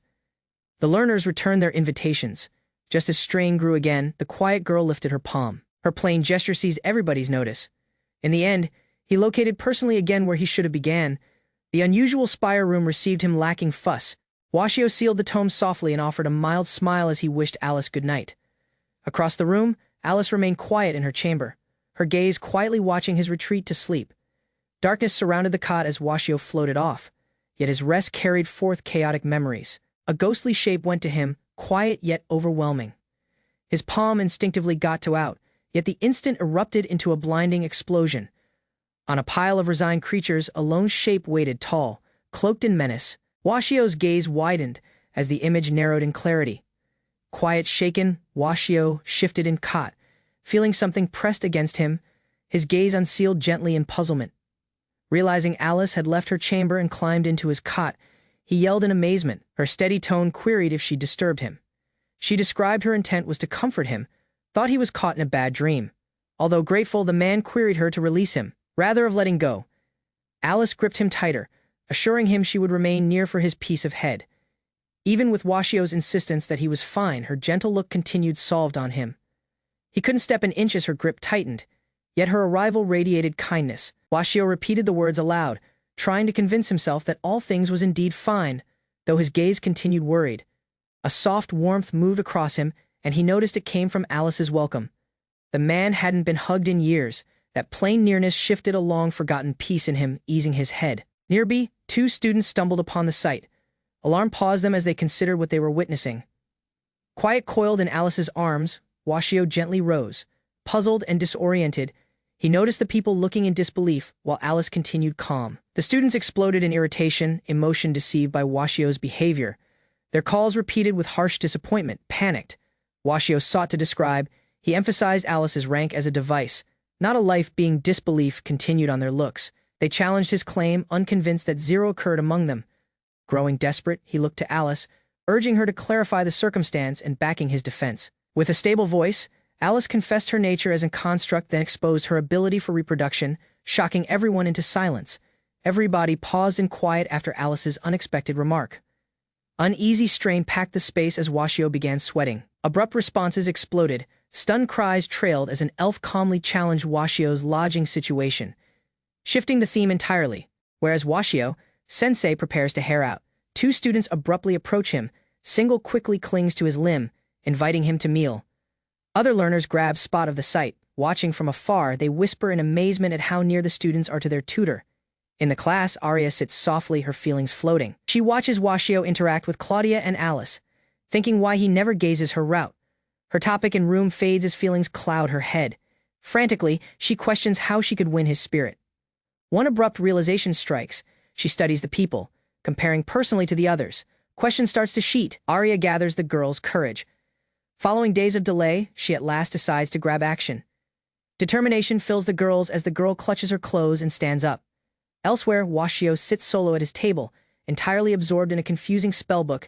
He flips across sheets, lacking success. None of that marks makes sense to him, and exhaustion places in. One weak sound interrupts his feelings. The entry creaks wide, and Arya softly walks into. A subtle grin shapes on her lips as she sees him resting at the table, with assurance she didn't have prior to. Arya moves onward. Her transformed looks catches Washio entirely off defense. Arya bends in with a bold grin, seeking what Washio sensei is doing. Her assurance and voice seem completely distinct from normal. Washio freezes, doubtful how to answer. Moisture runs down his features as he tries to grasp what's occurring. He cautiously asks if she's emotion okay or if she consumes something strange. Arya responds smoothly, denying something strange. The girl switches topics, wondering the man's progress on the spellbook. Washio stammers, startled by the girl's abrupt interest and assertiveness. Watching her intently, he notes various changes. Her voice is unusually direct, her clothes disheveled, and her look proud. Zero regarding her feels usual. Arya approaches with a mocking grin, remarking how mild the class feels. Her voice remains teasing, whereas Washio watches cautiously, doubtful how to react. The man's puzzlement grows. The man notices her rolled up sleeves and loosened attire, yet she quiet complains regarding the heat. Arya develops worried. Her effort to copy Claudia's boldness doesn't produce the response she imagined. Abruptly, she bends in nearer. A new notion flashes in her head, perhaps. A more direct approach desired job. Washio finds personally resting versus the girl's Arya, gently encourages him to grab one break. She offers her torso as a pillow, thought it'll aid. Arya steals personally before anew that moment. She decides to mimic Alice's conduct. Washio gazes up just as the spellbook emits an unusual small. Each he and Arya gaze at the pages in disbelief as mystic power surges upward. At that instant, Claudia and Alice arrive alongside further books. They call out to Washio, oblivious of the unusual development occurring within the space. Puzzled by the bare area, Claudia thinks he's absent. Alice still quietly points out that he hasn't gone anywhere, something else is occurring. That truth places in Washio is now caught within the spellbook, facing an enigmatic exam. Two girls waited beyond the space. Worried within, the mentor and Arya had vanished into a glowing sorcery tome. The sheets shimmered unnaturally, showing their caught shapes.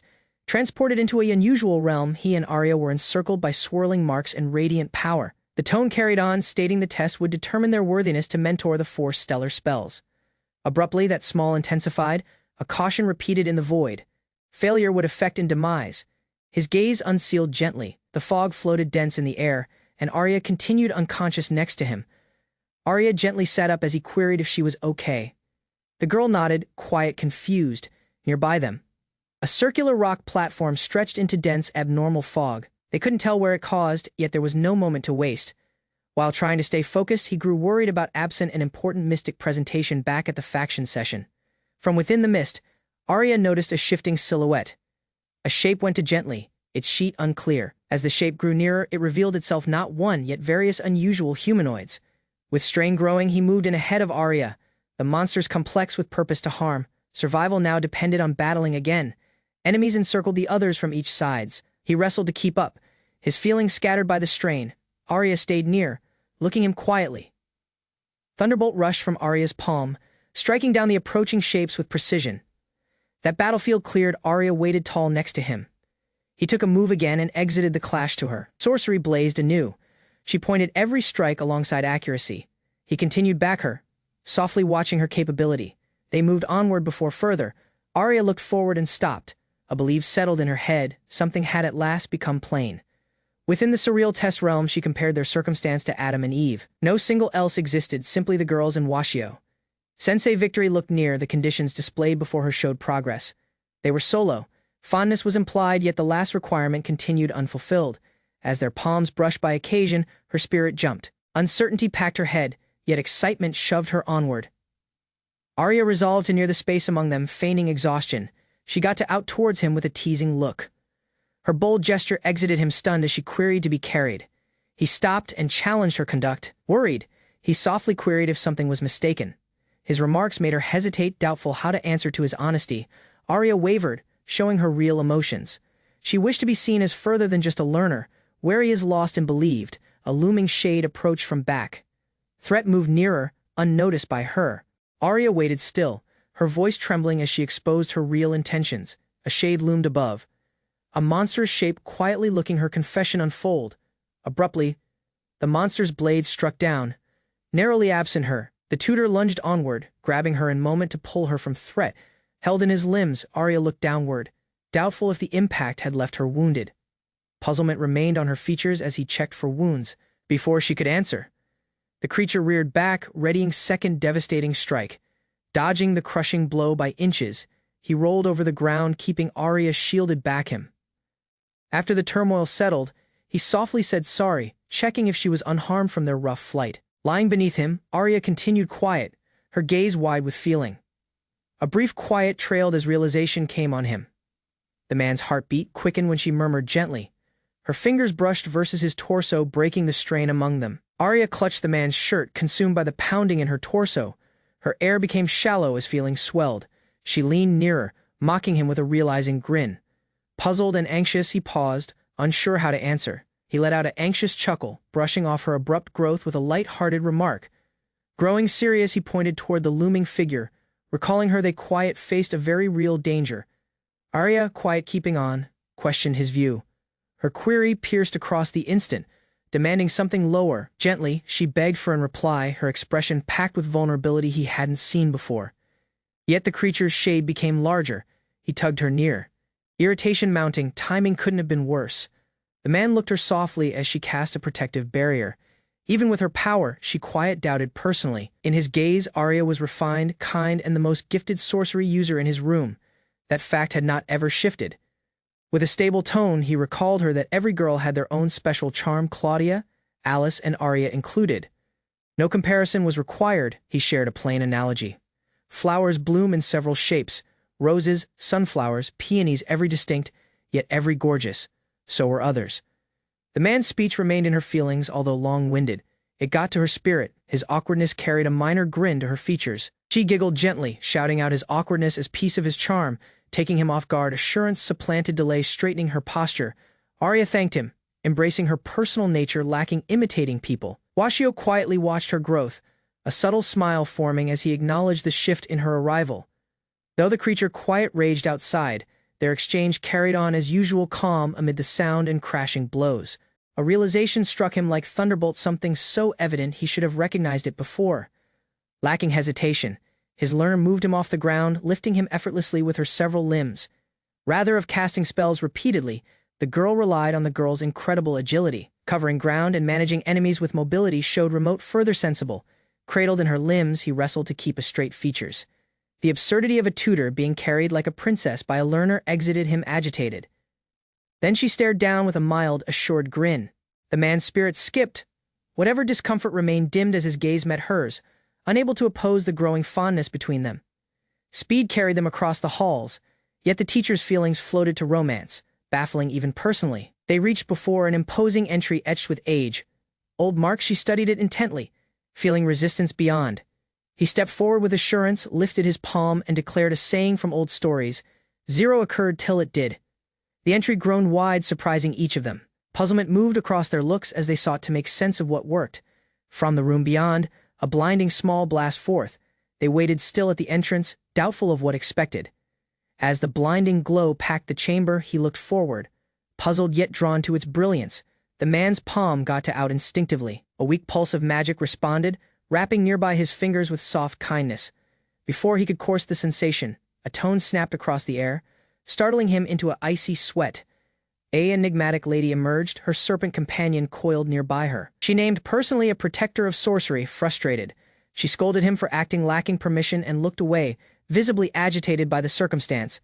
That snake chastised the student relentlessly. Trembling under strain, she sought to gather courage across her cries. The girl tightened her hands. The group's laughter stung, fueling the girl's resolve. The snake barked louder, furious by their responses. At last, she steadied personally and saw the small. Her gaze gleamed with abrupt certainty. She was ready. A blast of magic activated the begin of something perilous. He looked in shock as his partner stiffened. Alarm moved over his face. As her fingers looked pale and rigid, dread seized him. The girl was growing to rock. The male required an explanation. Looking at Arya's motionless sheet, that snake quietly stated she was merely petrified. Staying prior to the glowing pedestal, the girl exposed the requirements of a deal, magic in exchange for a price. The man queried what that price could be. Her tone continued steady. There was only single thing he had to lose. That cost was Arya's emotions. The man's air seized, faced with the option. He stood still between force and anyone's unspoken heart. The male waited still as Arya's look softened. Her remarks implied something lower emotions pointed at him. The man made a giggle, waving off the implication. There was no route, he reasoned, that anyone like her could hold fondness for him. Second girl went to caution him of a lingering charm. If feelings went back, consequences could follow.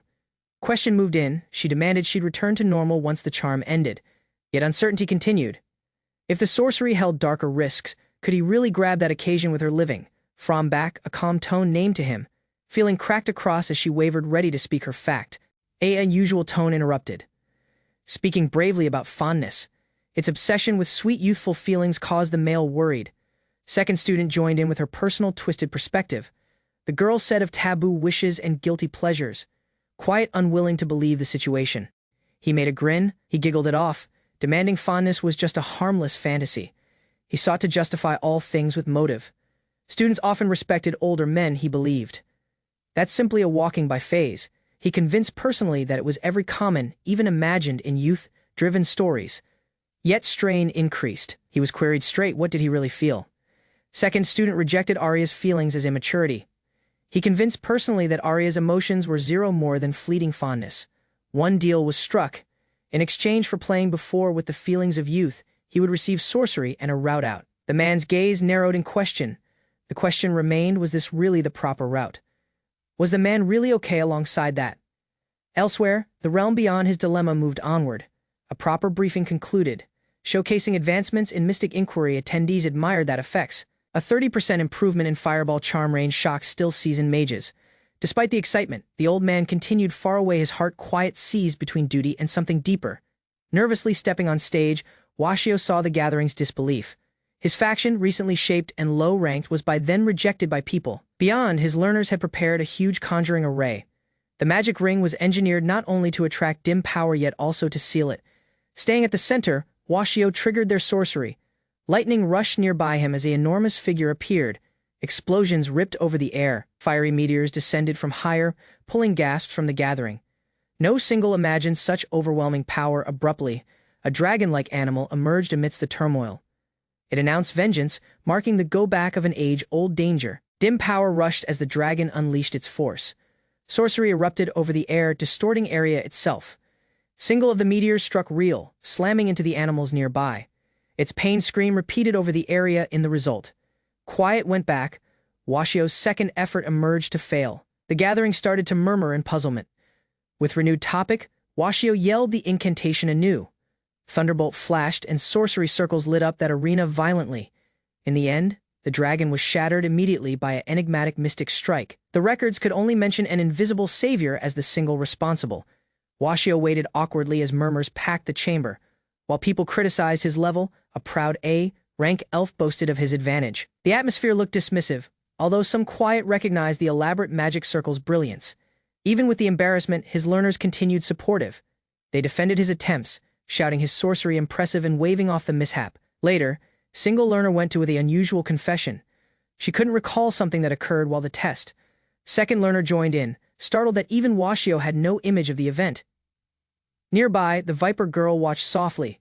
She challenged if he truly lost command and thought if the saying meteor swarm had been uttered intentionally. Washio caused the man's option. He couldn't justify sacrificing anyone's emotions for mystic gain. His judgment to move away from force startled them. He valued her feelings further than the charm. Although the magic was sturdy, faith counted more. The observers looked quietly, realizing he'd chosen the harder route. A grand buffet party carried various factions jointly under the glow of chandeliers and proper attire. Whereas some enjoyed the meal, people criticized the lack of attempt from certain groups. Single learner, unbothered, confessed he came only for the cuisine, boldly showing off his plate of meat. Compliments circulated as a rank individual strolled in alongside elegance.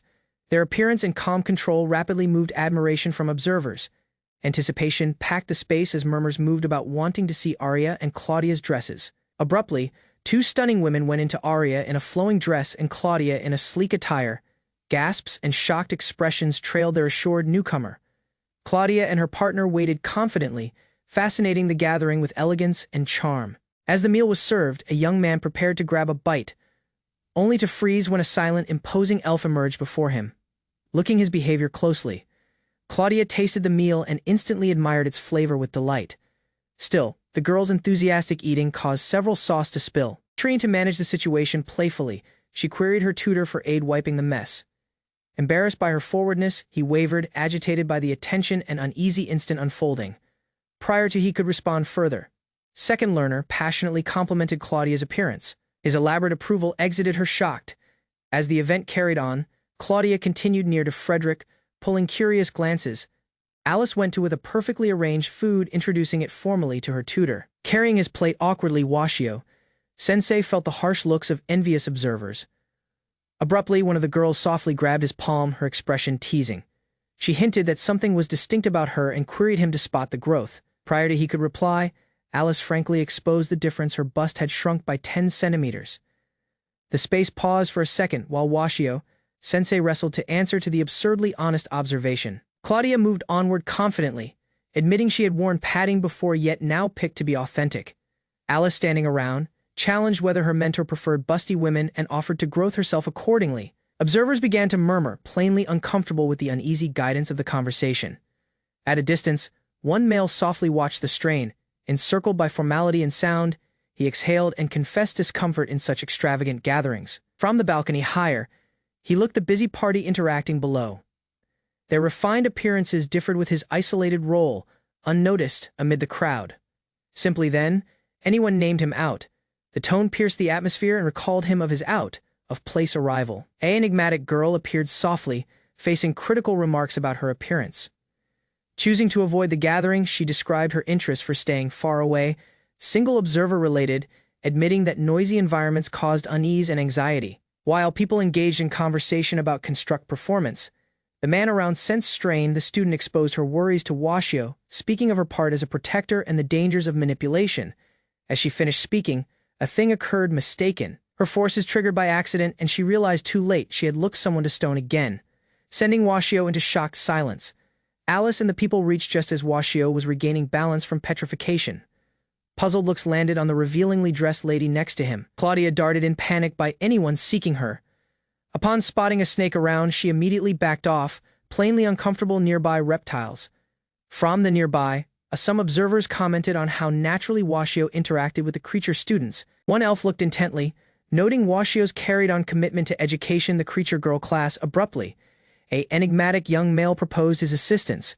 With a pain in palm and a smirk, he stepped onward, plainly interested in the situation unfolding. Following months of renovation, the infamous Spirit Spire had transformed into the brand new Washio residence. Even with the grand unveiling, Washio continued worried. Images of the spire's eerie past unsettled him, causing concern about lingering entities. They moved within to meet a breathtaking interior. Clean barriers and refined fixtures supplanted the previous decay. Washio marveled at the enormous bath space, a feature plainly designed with comfort in head.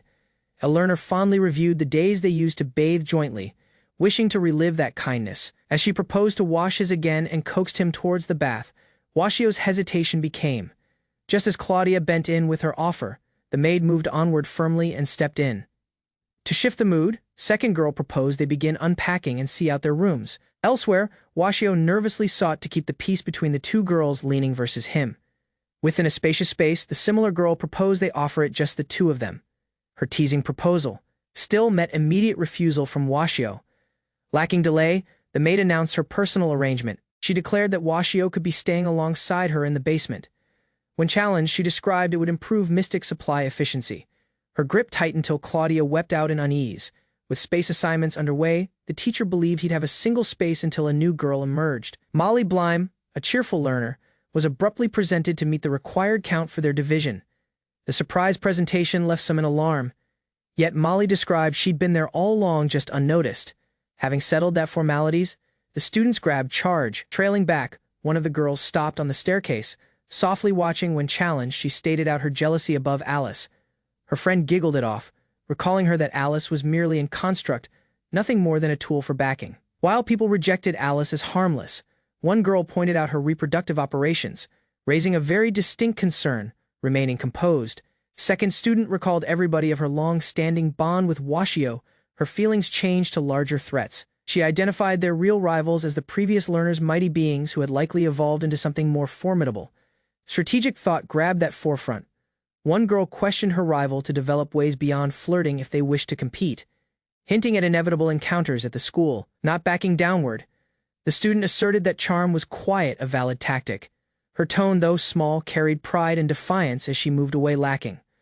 Growing back alongside a assured smirk, Arya caused her declaration. Regardless of the tournament, she was resolved to win Washio's spirit, no issue.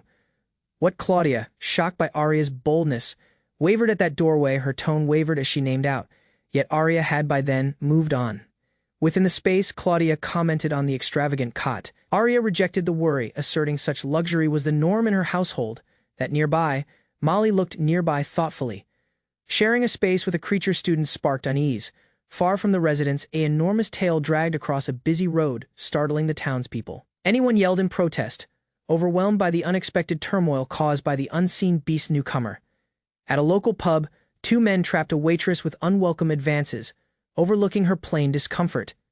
A round guest moved in to warn them, Yet the mood had by then soured. A learner calmly approached and responded with unexpected power. She unleashed a blast of fire, singeing the air and shocking everybody present. Bystanders backed aside and dread murmurs spread rapidly as anyone yelled that she must be a monster after witnessing her fiery display. Draco, calm, corrected the others boldly. As a proud creature girl from Inium School's Washio room, she made her identity plain. A noisy scream shattered the daybreak silence as a creature girl enthusiastically jumped on the cot. Quiet half asleep, Washio opened his gaze to meet her, cheerfully greeting him while announcing that breakfast and his attire were ready. Times later, Washio left his space and exchanged sleepy greetings with second tutor. Within the staff space, Washio sat at the desk while coworkers exchanged knowing glances. Single commented in disbelief that Washio had reached on moment. The Elven gave a stern caution, advising caution in dealings with creature students to avoid inappropriate misunderstandings. Even with the lecture, Washio responded with a shrug, admitting his level had improved yet, ignoring the lower criticism. Washio responded politely to his coworker's caution, offering a grin and thanking him for the worry. Puzzlement packed his feelings as he sat in shocked silence. The notion that Rimnoa would voluntarily give counsel was so surreal. He pictured dragons falling from the air. Prior to he could recover, Julius approached with a friendly grin. Seeking for an instant of his time, Washio emerged confused. He hadn't caught any such note and suspected Rimnoa had overlooked to pass it before. Then, the fresh learner moved in. She was tall, assured, and plainly not mortal. Her appearance shifted memories Washio didn't expect to resurface. Draco looked daggers at Washio, her gaze packed with visible irritation. He paused, doubtful how to answer under her intense glare. Julius supported him to greet the girls. Washio wavered, recognizing her features and title. The girl prior to him was none other than Draco, the highly creature girl who once aided him. A image surfaced. Draco, once a sleepy lizard-like creature, had now caught mortal sheet. Julius described that he had by then cleared items with the director. As Julius departed with a grin, he exited Washio in uneasy quiet next to Draco.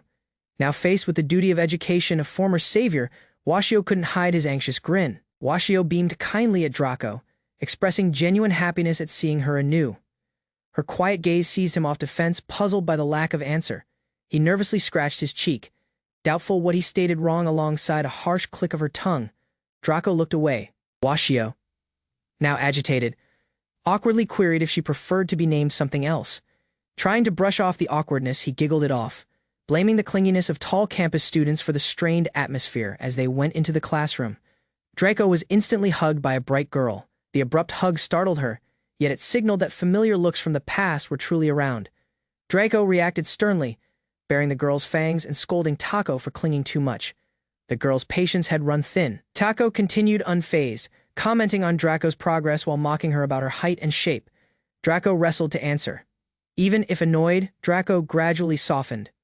The group's reunion sensed oddly comforting. Nearby by side, they accepted to face campus life jointly. Nearby, Julius softly looked with a satisfied grin. All things looked to be falling into spot just as he had imagined. The tutor presented the concept of the creature meal chain, emphasizing dragons as the apex predators that class. Learners respected dragons, shouting them romantic and fascinating. The notion of even perilous monsters like chimeras falling prey to dragons thrilled them. One learner murmured to his schoolmate, thinking if Draco, the silent girl with dragon-like features, ate chimeras too. Her fierce appearance made that belief genuinely unnerving, though she continued unbothered, resting her hair on the table. Abruptly, the girl shifted, lacking caution. She let out an enormous yawn, exhaling a stream of flame into the air. Quiet smoldering, Draco stared towards the tutor. She interrupted his lecture with a plain query about creatures. Draco's casual query stunned the entire room. Puzzled looks and mumbled disbelief moved across the room, trying to stay composed. The tutor started explaining out of the beginning. He described creatures as monsters that emerged surprisingly a century ago. Their emergence, known as the Fine Dim Night, shifted the realm forever. He went on to say that these entities, even with their lower reasoning, shaped societies and hierarchies. As he carried on, the teacher mentioned the Demon King, a shape of immense force among creatures. Draco attended with a somewhat further thoughtful look. The concept of abruptly appearing creatures looked to make more sense to her now, though she quiet stared a bit unconvinced. A schoolmate lifted concern about calling creatures unintelligent, plainly uncomfortable with the teacher's generalization. Draco waited. Her wings blazed and gaze narrowed as she towered over the tutor. Intensity packed that air immediately. Lacking speaking more, her expression became more solemn. Blazes shaped in her mouth, signaling her growing irritation. Moisture raced down the teacher's features as he stammered. Trying to answer, his assured voice vanished entirely. At last, Draco grinned, satisfied alongside the effect. Her look softened. Now steady, following, asserting her view. The teacher stared, drained, recognizing Draco had been mocking him. Her relaxed grin differed sternly with his frazzled look. From the upper rows, learners murmured amid themselves. They sensed the worm's overwhelming arrival and were awed by the sheer scale of her wings. Some learners emerged frightened. Sweat developing on their looks, the teacher resolved to end the lesson early, feeling the strain in the space. Draco playfully stuck out her tongue, teasing the tutor softly. The girl's demeanor changed out of fierce to mischievous in an instant. As learners assembled their belongings, the teacher recalled them of her special nature. Draco continued seated, calm yet somewhat smug, keeping an impression that would linger in the classroom. A learner darted to the nurse's bureau, alarmed by the aftermath of alchemy room. Worry packed her features. Within, the tutor and nurse assessed the circumstance. A tentacle had been severed, yet it would regenerate rapidly, keeping the learner physically unharmed. The tutor continued calm, whereas explaining that she should apologize to her schoolmates. He supported accountability, lacking escalating the circumstance. The learner's look became solemn. She dreaded promised consequences and considered the possibility of expulsion, recognizing the seriousness of the episode. That nurse and tutor escorted the girls out.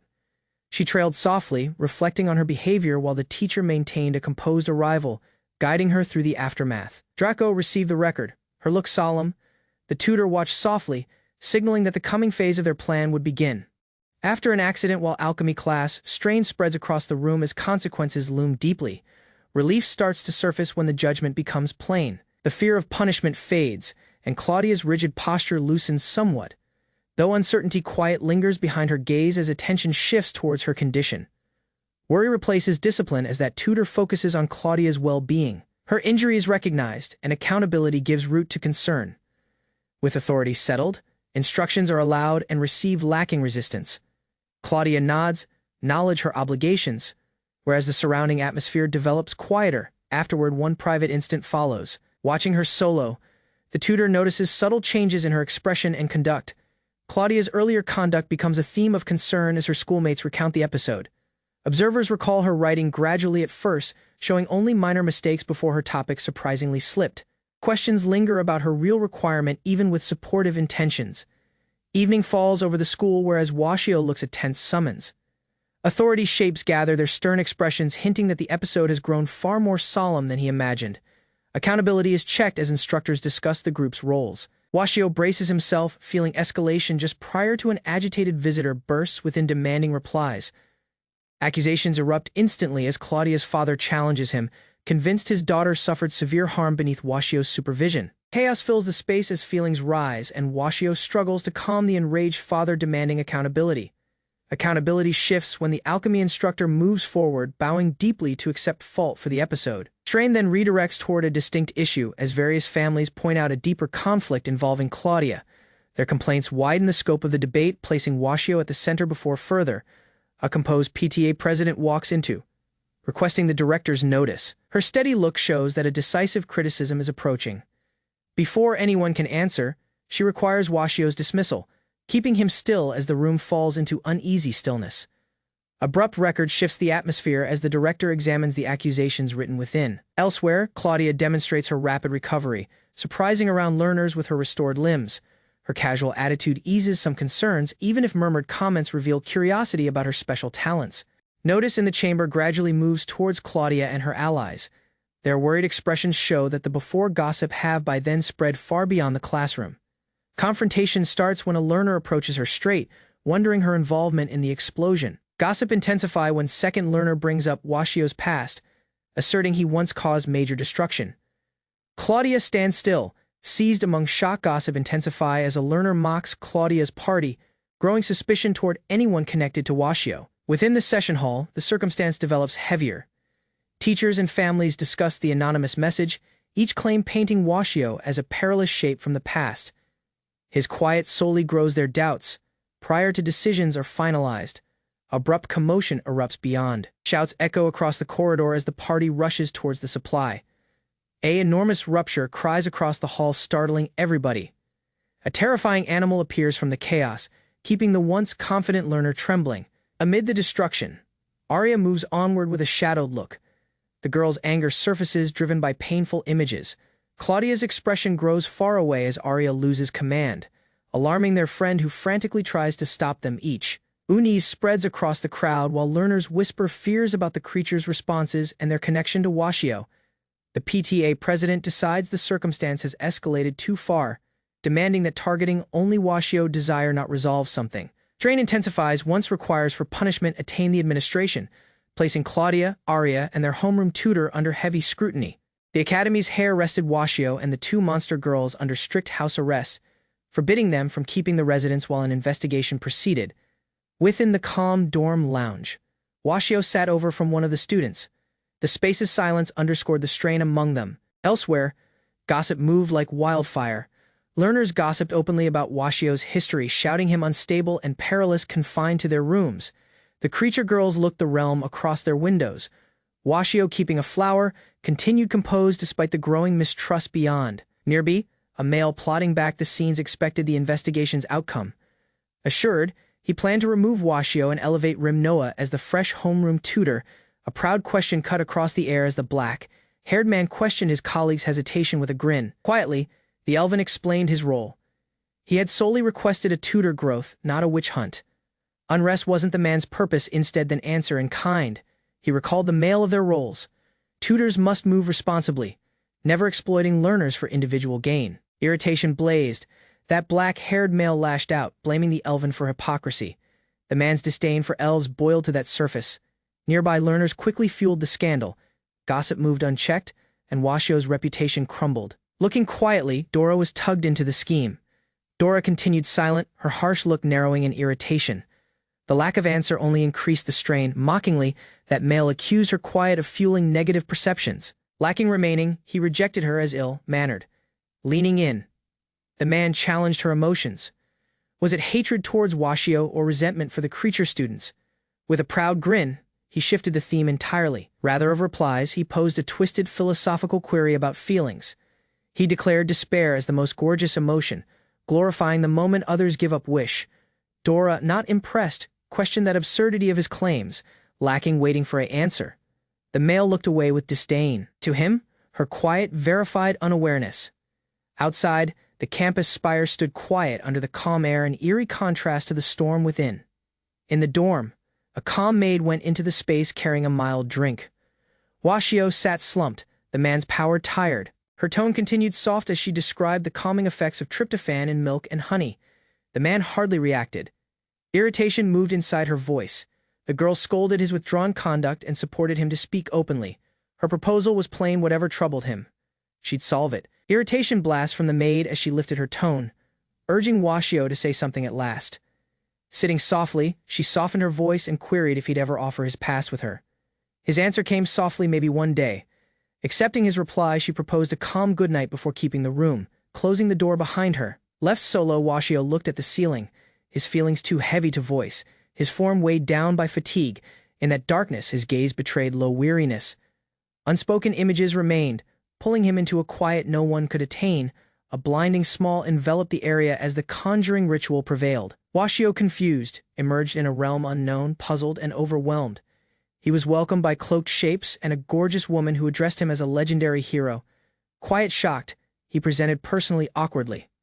The not familiar surroundings and notice only increased his shock. The lady beamed with fascination, praising his title and professing fondness at first sight. Her remarks only lifted further questions. With constant seriousness, she commanded him to defend the nation from creatures and lead them to victory. Swords and nails surrounded him as the gravity of his new part turned plain. Alarm seized Washio as the pressure of the order settled in. Facing creatures was never piece of his scheme. Worried murmurs packed the space as the girls speculated about Washio. Sensei's absence, driven by curiosity and worry. One of the learners approached Arya-sama, seeking to know more about their tutor's past. Arya started recounting that tale. Long ago, Washio. Sensei was dreaded and respected as the Golden Eagle, a mighty mage summoned from Second Realm. Yet the fact wasn't so plain. Back then, he was nothing more than a salaryman, an ordinary bureau worker with no combat experience, thrown into a world of threat lacking caution. Summoned while a desperate moment, he was imagined to turn the tide of combat. As he objected, pleading to go back house. Despite Washio's objections, the nation rested tall expectations on him. he was ordered to study magic rapidly and lead battles versus creatures reclaiming lost territory. Escorted history a roaring beast in a cage, he caught their final remarks of assurance from beyond. The castle waited proud, yet within, the summoned man sat at its heart, encircled by uncertainty and pressure. Solo in his space, Washio lay in shock. All things sensed surreal. A typical bureau clerk now saw creatures and war. It wasn't a hope this realm was true. Although rattled, he tightened his fist with resolve. Complaining wouldn't growth something. That evening, a cheerful visitor emerged at Washio's entry, offering tea with a vivid grin. Introducing personally as Skara, a second-class soldier, the newcomer announced he could now assist Washio full-time. Keen to be useful, Skara listed jobs from massages to finding good meal, surprising Washio with his excitement. Alongside ears perked, Skara quickly stayed for a grand command. Washio continued, doubtful how to answer. Choosing a plain appeal, Washio queried for a eatery recommendation. Skara lit up, suggesting the group leave instantly. Washio, tired, wavered, yet Skara's persistence caused the notion harder to refuse. After a long date, Skara gave Washio a shoulder massage, whereas recalling him about tomorrow's town operation, relaxing on that couch, Washio assured not to clutter up. Skara warned him not to be tardy anew. As strain fixed in, Washio confessed his dread. Facing combat wasn't easy, and he challenged how Skara handled it, refusing to again down. Skara demanded he defend Washio no issue what. His assurance caused Washio grin. With a genuine look, Skara proposed dropping formalities. Even with the group's roles, he now considered Washio an ally. Washio confessed he appreciated Skara's kindness and believed it would be nice if they turned allies. Overjoyed by the proposal, Skara quickly queried to call him Washio-san, wishing they'd bond beyond missions. The atmosphere lightened as they planned to eat jointly after the operation, although Washio jokingly shared worry. As evening dropped, Skara challenged Washio's slang. Their carefree exchange repeated, oblivious that combat expected with sunrise. The coming date, turmoil erupted. Skara lifted his shield, whereas Washio unleashed mighty magic, facing Threathead. On following a fierce clash, Skara waited amid allies wounded yet proud. Then all things smashed like pain. One abrupt vision consumed Washio. His gaze widened in horror as truth twisted prior to him. Nearby, Skara awoke, struggling for air, connected to a device. Pain and puzzlement clouded the man's look. Holding that blanket, he murmured a vow. In Washio's spot, he would defend everybody, especially the creatures. Far away, Second Shape held an enigmatic girl near. The girl's look was solemn and the man's was unreadable. The girl sat softly until abrupt command broke the quiet Washio. Sensei was to be summoned, lacking hesitation. The note was handed to notify him of the urgent issue. Back the huge double doors, a summons from the director expected authority, and strain loomed out of within the space. Within that room, an inquiry had begun. Washio before served in the nation's top sorcery corps.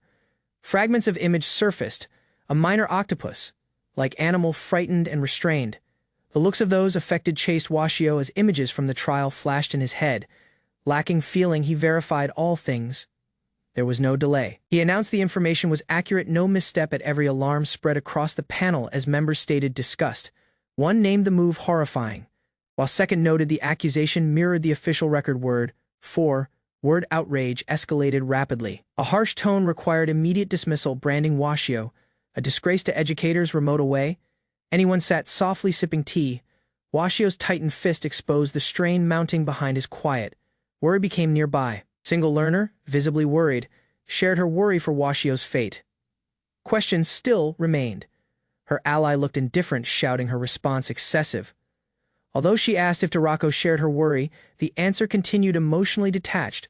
Dorako continued indifferent. Her look didn't waver as she announced she had no worry for what occurred to Washio. Her schoolmate responded alongside shock. The situation, after all, involved their guide, anyone who before rescued their lives. Abruptly, Dorako blasted inside laughter. The intensity of her response differed sternly with her before coldness. Lounging again in her chair, she teased the seriousness of the circumstance. Yet, her mocking voice felt layered with lower irritation. Abruptly staying, she stepped forward, gaze blazing with feeling, confronting her equal. She exposed the fact. Washio's pain came from their highly existence. Washio emerged quietly at the entry, his arrival halting the heated exchange between the two girls. Taking advantage of that timing, Dorako pushed the matter. She pressed her ally to confront him straight. Washio's look continued unreadable. He stared drained as the learner hesitantly named out to him, seeking clarity. In that instant, his head floated. Images of bright once experimented creature monsters resurfaced, mixing with heavy feeling. A solo icy remark trailed, lacking delay. He confessed it. All things occurring was in his view. Their blame, Washio stated sorrow. He blamed the learners for dragging his secret past into the wide despite his attempts to remain unnoticed. Staying back them, Dorako repeated his remarks with uncanny calm. He should not ever have rescued them in the first spot. Consumed, the student quivered. Cries welled up as she sought to course the harsh shift in his tone. From back, Dorako reaffirmed the cruel truth. Her remarks were plain now. There was no space exited for misunderstanding. Lacking remaining for an answer, Washio looked to leave. He proposed no more explanation, stating they could talk afterward. Report of Washio's dismissal moved rapidly. Learners assembled near the facility, whispering about his fate and possible motives. Gossip grabbed above. Some accused him of manipulation. People speculated the creature students would now behave. Some revealed compassion. Beyond that campus gates, Washio carried his belongings. An elven went to recognizing his departure with unexpected civility. Breaking the quiet, the elven challenged him straight. He queried if the allegations about manipulation the creature girls were real. Washio didn't deny that. The man verified all things. The elf stopped, admitting past mockery, yet now he simply received the fact. The elven looked away, tone icy. Back him. Washio moved solo, unbothered by the cruel farewell left unspoken. Daybreak small filtered across the windows as the classroom sat in quiet. Learners softly expected instruction. Single student avoided eye contact, visibly tense. The tutor, a composed elf with a stern look, addressed the room and began homeroom lacking delay. Staying steady at the head, he delivered a series of announcements. That Washio division was disbanded. Responses varied, yet unease moved. The two students continued calm, processing the shift in force. As the elf looked to leave, he recalled them to hare to their next room and not to sulk. Exited solo in the now empty classroom, the tutor released a lengthy sigh. Even he sensed the pressure of growth. A fellow tutor approached Ramoa with a smirk, mocking him about his learner's conduct. Lacking caution, the male presented a potion. Its label caused Ramoa tense. Designed to tame creatures, it proposed a shortcut he didn't want. Ramoa examined that bottle in quiet. He declined the offer, steadily stating his faith in remarks, not potions. As Ramoa moved away, the other male looked with a casual grin.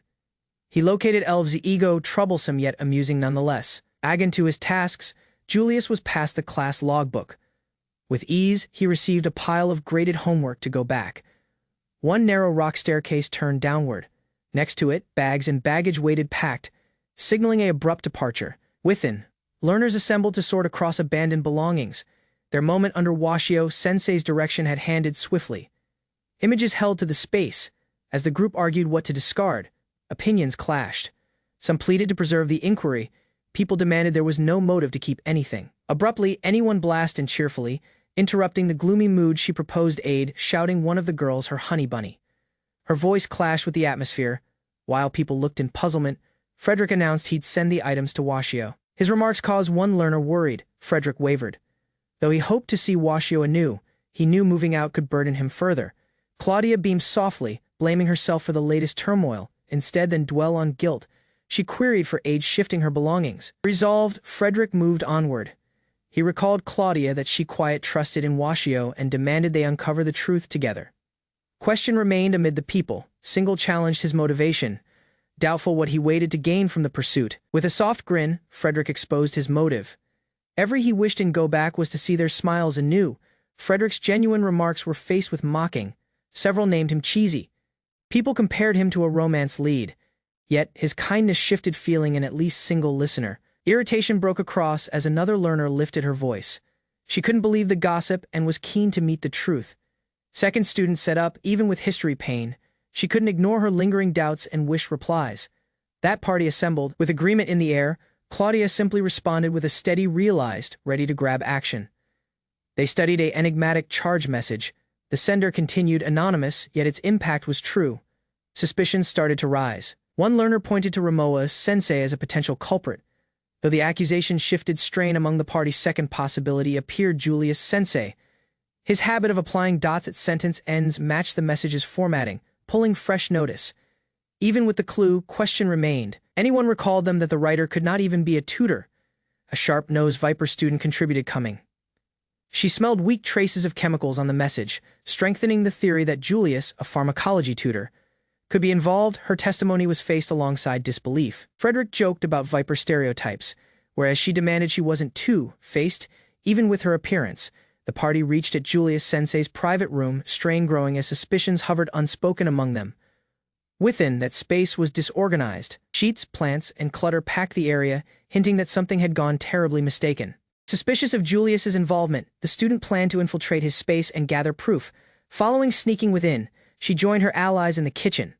One of them recalled her to stay quiet while seconds said sorry for making sound.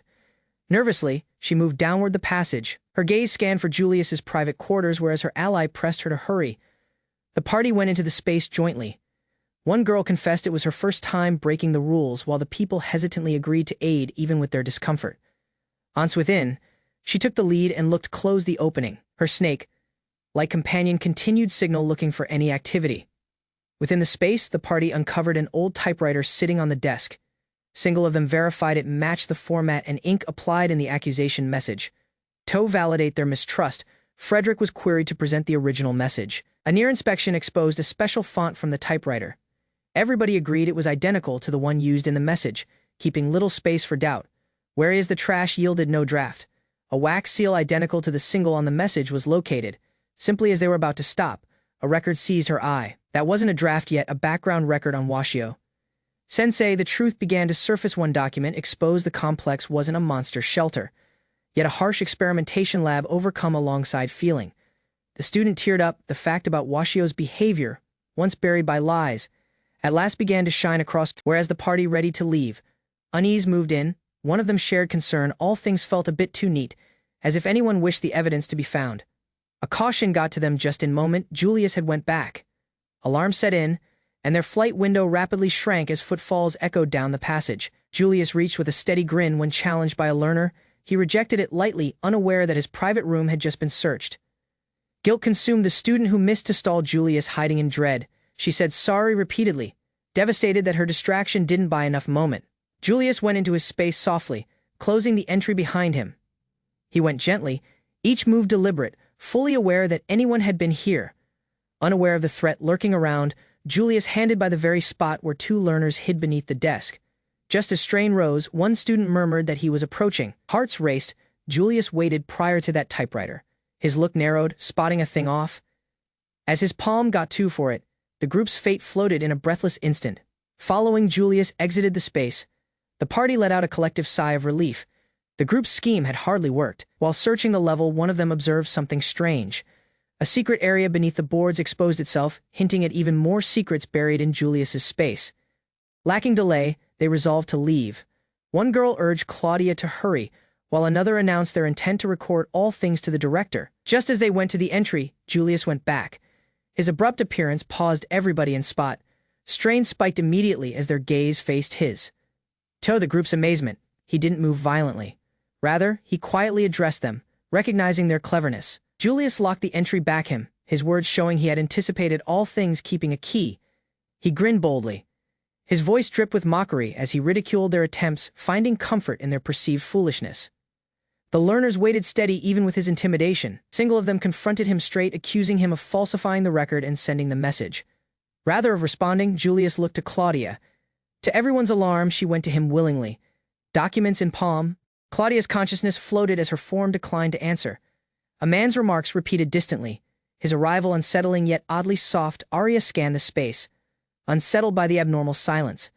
None of her schoolmates went, still mid-motion. Alarmed, the girl named out, demanding replies. Mistrust grabbed root as Arya examined their vacant gaze. The group weren't merely quiet, the group were mentally restrained. Refusing to stay passive, Arya recovered a secret band. Alongside a swift motion, she triggered its force. Power rushed nearby her, reacting to her desire. Quietly, she knelt before the male, showing her approach. Magic alone missed against creatures. Yet she struck when they were quiet. Human saw with the enemy's smirk. She required replies. He proposed none, only burned the inquiry record in his palm. Still in disbelief, she looked at the growing blazes. Vital proof faded, consumed by flame. Her palms quivered, powerless to stop the damage by then done. Watching her response with twisted amusement, he licked his finger, savoring the instant. The girl's misery hadn't got to the depths he craved. With uncanny steady, he admired misery as a gift. To him, that was further than feeling; it was a rare privilege.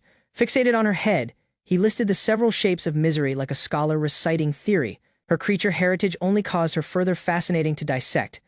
Leaning in, the male seized Arya's features softly, savoring her fearful expression. His tone required lower misery. Lacking caution, he reached for a minor device secret beneath his sleeve. A quick motion triggered it, showing its harsh mechanism. Arya looked at the unusual tool now attached to her form.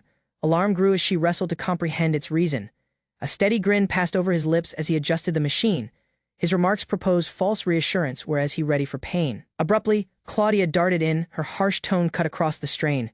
Gaze narrowed, she waited steady among him and Arya. Arya's form stiffened as the unusual sensation clouded her head before more. The girl's limbs became heavier, resisting activity. Near behind, the man murmured with eerie calm, softly instructing her not to oppose. The man's grip tightened.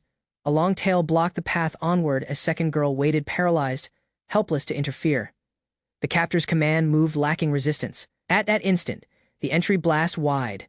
A new girl entered, gaze solved on the sight with quiet rage, keeping a bat in single palm. She addressed the villain coldly. Her words carried no feeling, yet her arrival changed the tension. A flicker of amazement damaged across the man's proud expression. The man's grin faltered as the man sensed one shift. Facing the fresh newcomer, he frolicked before. With a smirk, he accepted to meet afterward and moved away. Alongside a snap of his fingers, the charm damaged one by one. The learners flashed in puzzlement as awareness went back. The classroom packed with murmurs as each learner wrestled to recall what had occurred. Their minds continued foggy, doubtful of the misplaced times. Looking quietly, Arya looked to Draco. Mistrust moved into her tone as she challenged the girl's involvement. A cold caution blazed in her eyes, urging people to stay away from the unfolding threat. Claudia, still, shoved again defiantly. Her tone rang out, determined to expose the fact, and plain Washio, Sensei's title certainty sparked a fresh notion. With abrupt clarity, her look lit up as she ready to grab action. Lacking delay, Claudia dashed off. The people were left shocked, hardly able to react to her impulsive judgment. Smiles softened the strain as her allies looked her run. Some rolled their gaze. People trailed, resigned yet supportive. Takoko giggled with her usual harsh grin, stating how Claudia's energy hadn't shifted over the years. The girl's voice softened. With calm resolve, she recalled Arya that this moment they had to be the ones to aid Washio. Knowledge came on Arya, a weak grin shaped as she nodded, ready to stand next to her friend. Nearby, Washio recognized Alice's service with a soft look. Calm encircled him, oblivious of the turmoil his learners faced. Alice demanded on assisting him more, though Washio declined politely. She persisted, expressing her faith in tearful care across bodily comfort. She got to out quietly informing him of her operations. Shocked, Washio rapidly recoiled, consumed by her unexpected proposal. Washio diligently caused at beds, whereas Alice finished cleaning the rooms. Jointly, they reported to the inn's elderly keeper, receiving a plain thank you for their attempts. Even with their hard job, the inn's location on an aged, rarely used highway caused new customers unlikely. Afterward, Washio welcomed a well-dressed visitor at the entrance. His grin was mild as he proposed a towel. Wary as walking upstairs, Washio brushed off compliments. Writing at the hostel sensed natural to him. The man pondered on the history.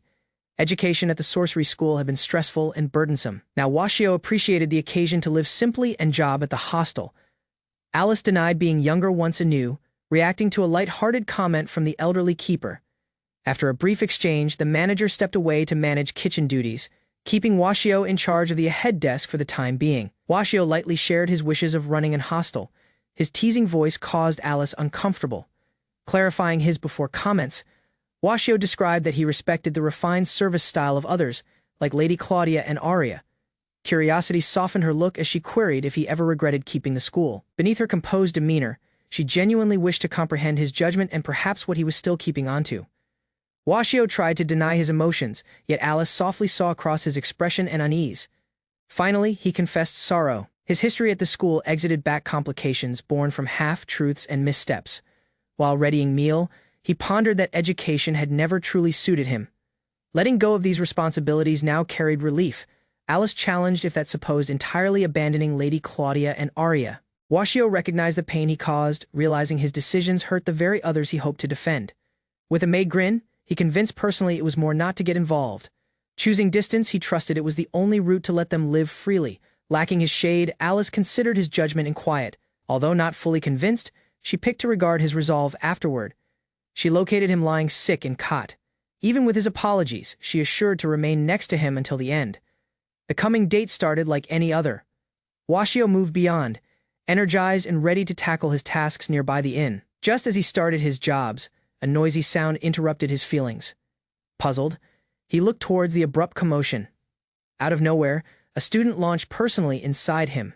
The impact seized him off defense, crashing straight into his torso. Alice considered his judgment in quiet. Although not fully convinced, she picked to regard his resolve. Afterward, she located him lying sick and cot. Even with his apologies, she assured to remain next to him until the end. The coming date started like any other. Washio moved beyond, energized, and ready to tackle his tasks nearby the inn. Just as he started his jobs, a noisy sound interrupted his feelings. Puzzled, he looked towards the abrupt commotion. Out of nowhere, a student launched personally inside him.